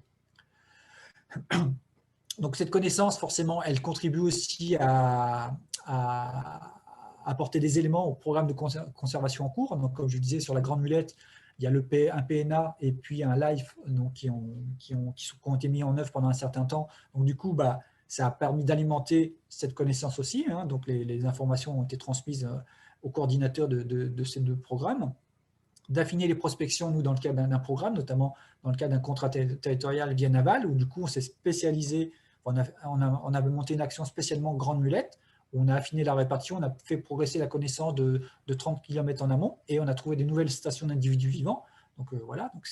Mais par contre, c'est de la recherche spécifique. Donc ça, comme je disais, ça permet de contribuer aussi aux programmes de conservation qui sont en cours. Donc voilà, c'est indispensable, cette connaissance, bien sûr, pour mettre en place des actions derrière de préservation. Donc, grâce à cette connaissance, on est aussi maintenant en capacité de pouvoir, dans la Vienne, proposer ces espèces dans tous les travaux d'inventaire du patrimoine naturel, mais aussi dans le cadre des gros travaux d'aménagement du territoire. Notamment, nous, on a eu la chance ou la malchance, entre guillemets, d'avoir un gros chantier pendant quelques années. Donc, c'était la création de la ligne LGV SEA Atlantique, donc entre Tours et Bordeaux, qui a traversé pas mal de cours d'eau. Et là, du coup, il y avait des obligations réglementaires vis-à-vis du promoteur du projet, notamment Vinci, donc pour mettre en place la séquence éviter, réduire, compenser. Et dans ce cadre-là, forcément, comme il y a eu pas mal de cours d'eau qui ont été impactés, donc ils ont été obligés de prendre en compte la Grande Mulette, parce que alors là, c'est juste pour l'anecdote, mais la voie, la ligne à grande vitesse traverse la Vienne à un moment donné, pile poil, il y a une pile de pont qui tombait pile poil sur une station de Grande Mulette. Voilà, donc c'est vraiment pas de chance, entre guillemets. Donc là, il y a eu des travaux de déplacement des populations, mais aussi la mulette épaisse, qui est une espèce d'intérêt communautaire protégée qui est présente sur les autres petits cours d'eau sur lesquels donc, Vinci est obligé de la prendre en compte grâce à cette connaissance. Donc ça, c'était le côté inventaire à l'échelle d'un territoire qui permet d'emmagasiner de la connaissance pour pouvoir ensuite lancer des programmes d'action. Et donc là, c'est un autre exemple. Donc du coup, dans la Vienne, depuis maintenant 4 ans, 5 ans, dans le cadre des contrats territoriaux au milieu aquatique, nous, on propose des actions de prise en compte des mulettes dans les travaux de restauration des cours d'eau qui sont proposés par d'autres maîtres d'ouvrage. Sachant que l'idée, c'est donc, forcément, ces programmes permettent aussi d'affiner la connaissance de la répartition des espèces sur des petits cours d'eau sur lesquels on n'était pas allé. Mais l'idée, c'est vraiment de faire en sorte que ces espèces soient prises en compte dans des travaux hydromorphologiques proposés par d'autres maîtres d'ouvrage, avec comme postulat, c'est que de toute manière, la restauration hydromorphologique qui est proposée par les syndicats de rivière va aussi contribuer à la conservation de ces espèces patrimoniales, parce que les travaux de restauration sont là aussi pour améliorer le fonctionnement des cours d'eau et la qualité de l'eau.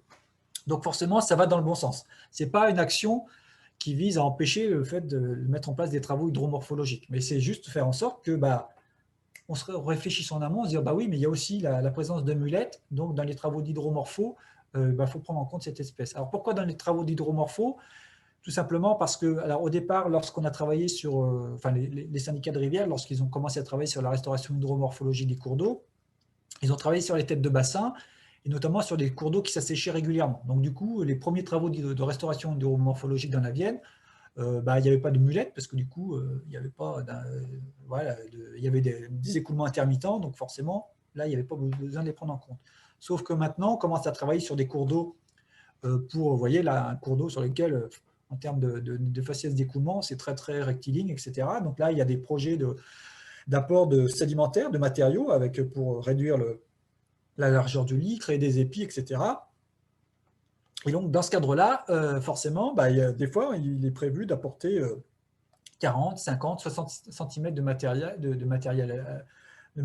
Et donc, du coup, l'idée, c'est de faire en sorte qu'on évite de mettre 50, 60 cm de matériaux sur des populations de mulettes qui provoqueraient forcément leur mortalité, sachant que les mulettes, des fois, elles sont présentes, c'est des espèces un petit peu grégaires, dans le sens où des fois, quand il y a des glochidis sur un poisson, elles peuvent se déposer quasiment au même endroit en même temps.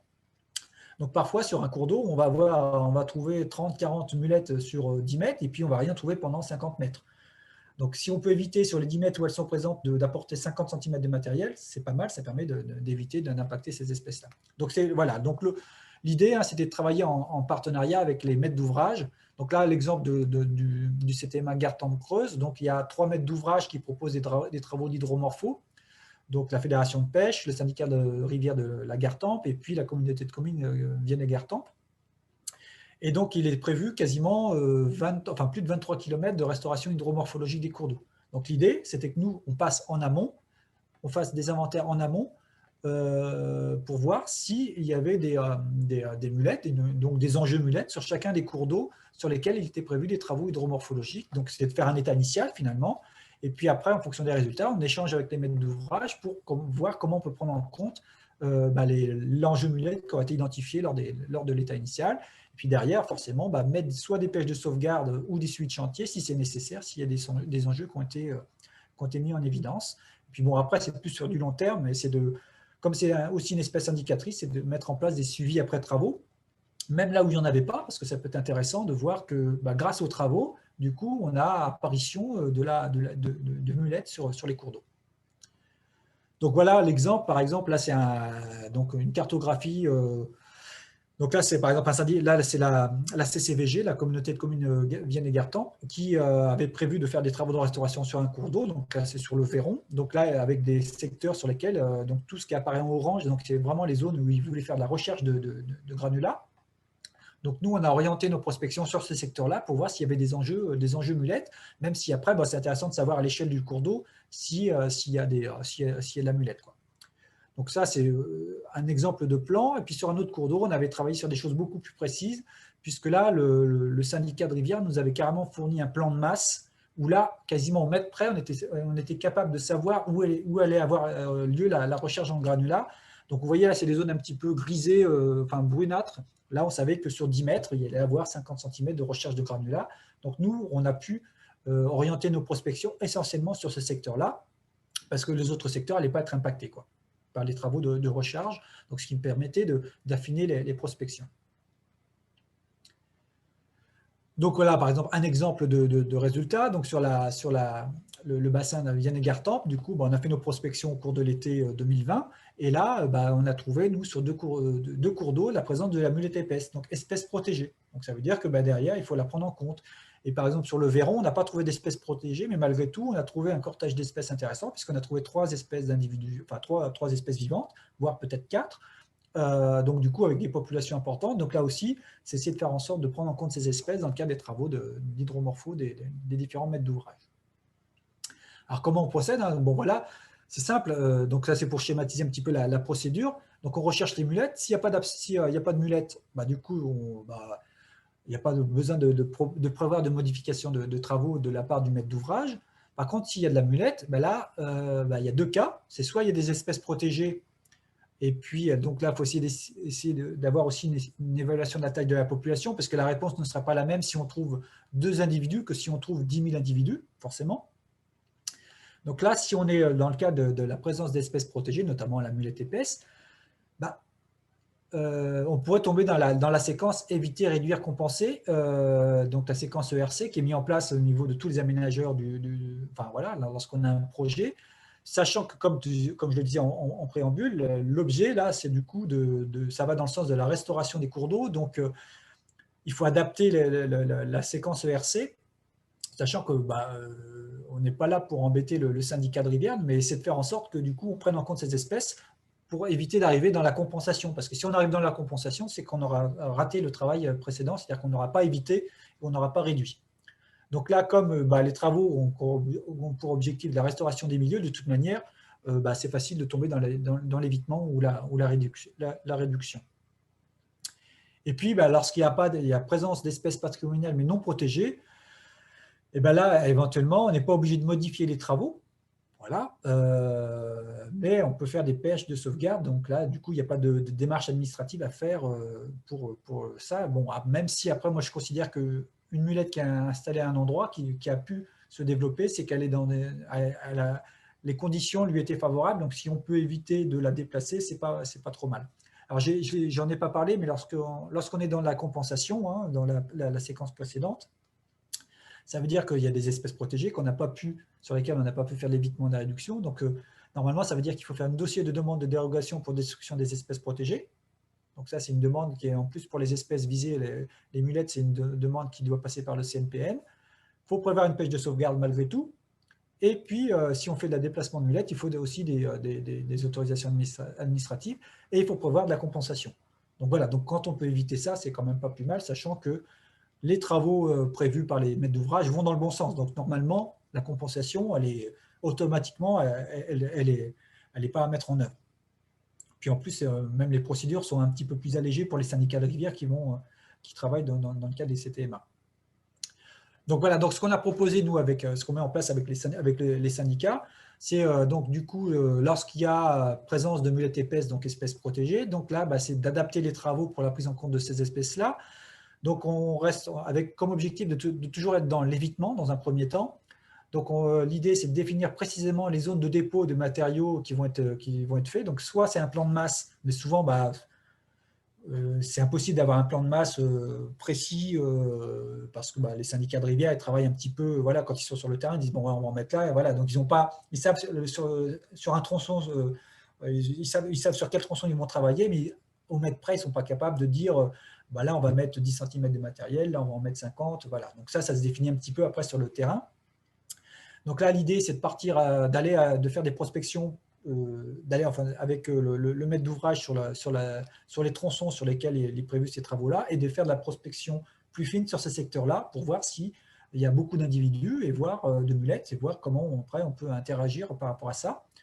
Et puis après, là, effectivement, si par exemple sur un tronçon de 100 mètres, on arrive à localiser de la mulette épaisse sur 5 mètres, peut-être que là, on pourra modifier les travaux qui étaient prévus. C'est-à-dire que là, on va éviter de mettre des dépôts de matériel sur ce secteur-là. Voilà. Et puis, la solution 2, c'est la réduction. Donc là, c'est que on pourrait, même chose, on définit les secteurs où on trouve la mulette, et puis si on trouve des mulettes, effectivement, on pourrait faire des prélèvements pour des déplacements. On peut l'envisager, par exemple, si sur un secteur on trouve que 2 mulettes, on peut se dire que là, les mulettes, on va les déplacer parce que 2 mulettes, c'est pas comme s'il y en avait 50. 50, il faut vraiment favoriser l'évitement. S'il y a 2 mulettes, on peut se dire que là, on va essayer de les mettre sur des secteurs de faciès qui lui sont favorables. Malgré tout, qui dit déplacement d'espèces protégées demande une autorisation administrative. Donc ça, il faut la prévoir un petit peu en amont. Donc ça, c'est pour lorsqu'il y a la présence d'espèces protégées. Et puis lorsqu'il y a des espèces qui ne sont pas protégées, je dirais que nous, on propose un petit peu le même schéma, donc avec l'évitement dans un premier temps, parce que même si elles ne sont pas protégées, on considère que c'est des espèces patrimoniales. Et puis en solution 2, effectivement, la réduction, c'est-à-dire que là, le prélèvement pour les déplacements, à la rigueur, il peut se faire, on n'a pas besoin d'autorisation administrative parce que c'est des espèces qui ne sont pas protégées. Alors après, comme je disais, nous, le message qu'on fait passer, c'est qu'on va toujours éviter l'évitement, enfin le déplacement, pardon, parce qu'on considère que quand il y a une station, enfin, quand les individus sont à un endroit, c'est que les conditions d'écoulement, de ressources alimentaires lui sont favorables, et donc si on peut éviter de la perturber, c'est pas plus mal, quoi. Voilà. Donc ça, voilà, c'est des choses qu'on affine avec les syndicats de rivière et qu'on va mettre en œuvre très prochainement là, avec la CCVG sur les cours d'eau où il y a de la mulette épaisse notamment. Voilà. Donc ça, c'est un travail qu'on mène depuis 4-5 ans avec les syndicats de rivière. Alors le message n'est pas toujours facile à faire passer, hein, et puis c'est la même chose avec la fédération de pêche. Donc voilà, donc c'est aussi qui sont aussi des fois qui font aussi des travaux de restauration hydromorphologique du cours d'eau. Et puis, autre prise en compte des mulettes dans le cadre de travaux de restauration, c'est aussi dans les travaux de restauration des ouvrages d'art. Parce que là, on s'est aperçu aussi, alors là, ce n'est pas forcément les syndicats de rivière qui portent ça, c'est souvent soit une collectivité, soit le conseil départemental, les conseils départementaux, mais là, on s'aperçoit aussi que sous les ponts ou à proximité des ouvrages, il y a aussi des populations de mulettes. Et souvent, lorsqu'on fait des travaux sur des petits ponts ou même des grands ponts, on peut être amené à installer des bâtards d'eau pour une mise à sec temporaire du cours d'eau. Donc là, si on peut éviter de ces mises à sec ou éviter en tout cas lors de la mise à sec on laisse les individus périr, voilà, donc l'idée c'est là aussi de proposer un état initial sous le pont, mais aussi un petit peu en amont, un petit peu en aval, pour un petit peu quelles sont les espèces qui sont présentes, et puis d'échanger avec le maître d'ouvrage pour une prise en compte de ces mulettes là, sachant que là du coup là automatiquement le porteur du projet il est soumis à la séquence ERC. Autant les syndicats de rivière, dans le cadre de la restauration de leurs cours d'eau, ils le sont un peu moins normalement parce que la réglementation c'est un petit peu allégé. Mais par contre, un conseil départemental, une collectivité qui veut faire la restauration d'un pont, il est soumis à la séquence ERC, donc évitement, réduction, compensation. Donc s'il ne veut pas éviter et réduire, du coup, ils doivent compenser. Donc là, après, nous, on peut être... si vous avez connaissance de projets de restauration de ponts, alors généralement, dans la Vienne, nous, on est au courant, mais des fois, on ne l'est pas forcément. Vous, même les techniciens de rivière, vous pouvez exiger de la part de la collectivité de dire attention, mais là, il y a des enjeux mulettes, vous avez regardé, à la rigueur, même si vous ne savez pas s'il y a des enjeux mulettes, c'est est-ce qu'ils ont regardé s'il y avait des enjeux mulettes pour pouvoir les prendre en compte dans le cadre des travaux de restauration. Puis après, on adapte les travaux, soit on fait des pêches de sauvegarde, des suivis de chantier, etc. Où là, il faut être très précis. On a eu le cas, nous, il y a un mois, on a fait justement une pêche de sauvegarde en amont, avant qu'il y ait des travaux de restauration d'un pont où il y avait un ASEC qui allait être mis en place. Et ce n'était pas des espèces protégées, c'était la mulette méridionale qui était présente. Et on avait dû mal expliquer, je ne suis pas certain, on avait prévu la pêche de sauvegarde un matin. Et quand je suis arrivé, donc je me préparais pour faire ma pêche de sauvegarde avant qu'ils mettent le tronçon totalement à sec. Et là, le gars il est passé avec son engin dans le cours d'eau. J'ai dit non, mais vous foutez de ma gueule. On a prévu de faire une pêche de sauvegarde et vous passez avec un engin sur le secteur. Donc forcément, l'impact de l'engin qui passe dans le cours d'eau, voilà. Bon, donc ça veut dire, alors nous, on se remet en cause quand on a ça, on se dit c'est peut-être qu'on n'a pas été assez clair. Donc il faut bien être très précis avec les porteurs de projets et puis ne pas hésiter à faire du suivi de chantier parce qu'on s'aperçoit qu'il y a toujours des petites erreurs qui sont faites qui pourraient être évitées, quoi. Voilà, moi j'en ai fini concernant la présentation. Alors juste petite, vous voyez sur la photo là, donc c'est un petit truc sympa. C'est une grande mulette et on voit autour qu'il y a un banc de bouvière. Donc ce que j'en ai pas parlé, mais les moules aussi sont support de reproduction pour certaines espèces parce que la bouvière vient pondre dans les mulettes et les poissons se développent dans les moules pour ensuite être expulsés dans le milieu aquatique, sachant que la bouvière c'est aussi une espèce patrimoniale, voilà, protégée sur le plan national et d'intérêt communautaire. Et enfin, pour finir, là, vous avez devant vous la liste des référents départementaux au niveau du projet porté par FNENA. Donc, si vous avez des questions ou si vous voulez affiner des prospections, participer à des prospections, à des formations, avoir des échanges, en tout cas, voilà, vous pouvez contacter ces personnes-là qui pourront répondre à toutes vos interrogations. Et je vous remercie. C'est nous qui te remercions pour cette intervention riche en données. Donc, si je retiens effectivement, donc les travaux cours d'eau sont plutôt favorables en général aux mulettes. Mais effectivement, attention, la phase travaux peut être aussi risquée pour elles et c'est important de bien les intégrer dans tout ça.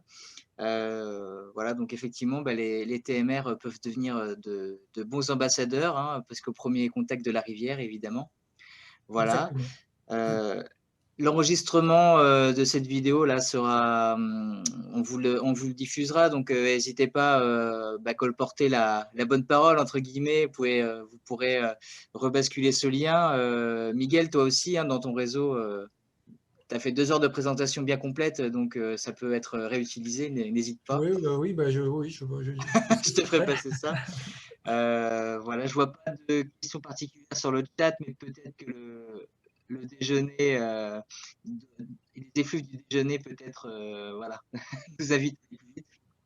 En tout cas, En tout s'il y a cas, des vous avez mes coordonnées, questions, donc ouais, voilà, vous avez mes coordonnées, donc voilà. n'hésitez pas si vous avez des questions par mail, enfin voilà. Donc, Voilà, et puis le cas échéant, vos responsables locaux aussi, et je pense à la région Centre, même s'ils ne sont pas dans le même programme, vous pouvez aussi les consulter voilà, en termes de prospection. Quand vous avez identifié des zones de travaux, ça peut aussi voilà, faciliter les inventaires et le cas échéant modifier quelques travaux, quoi.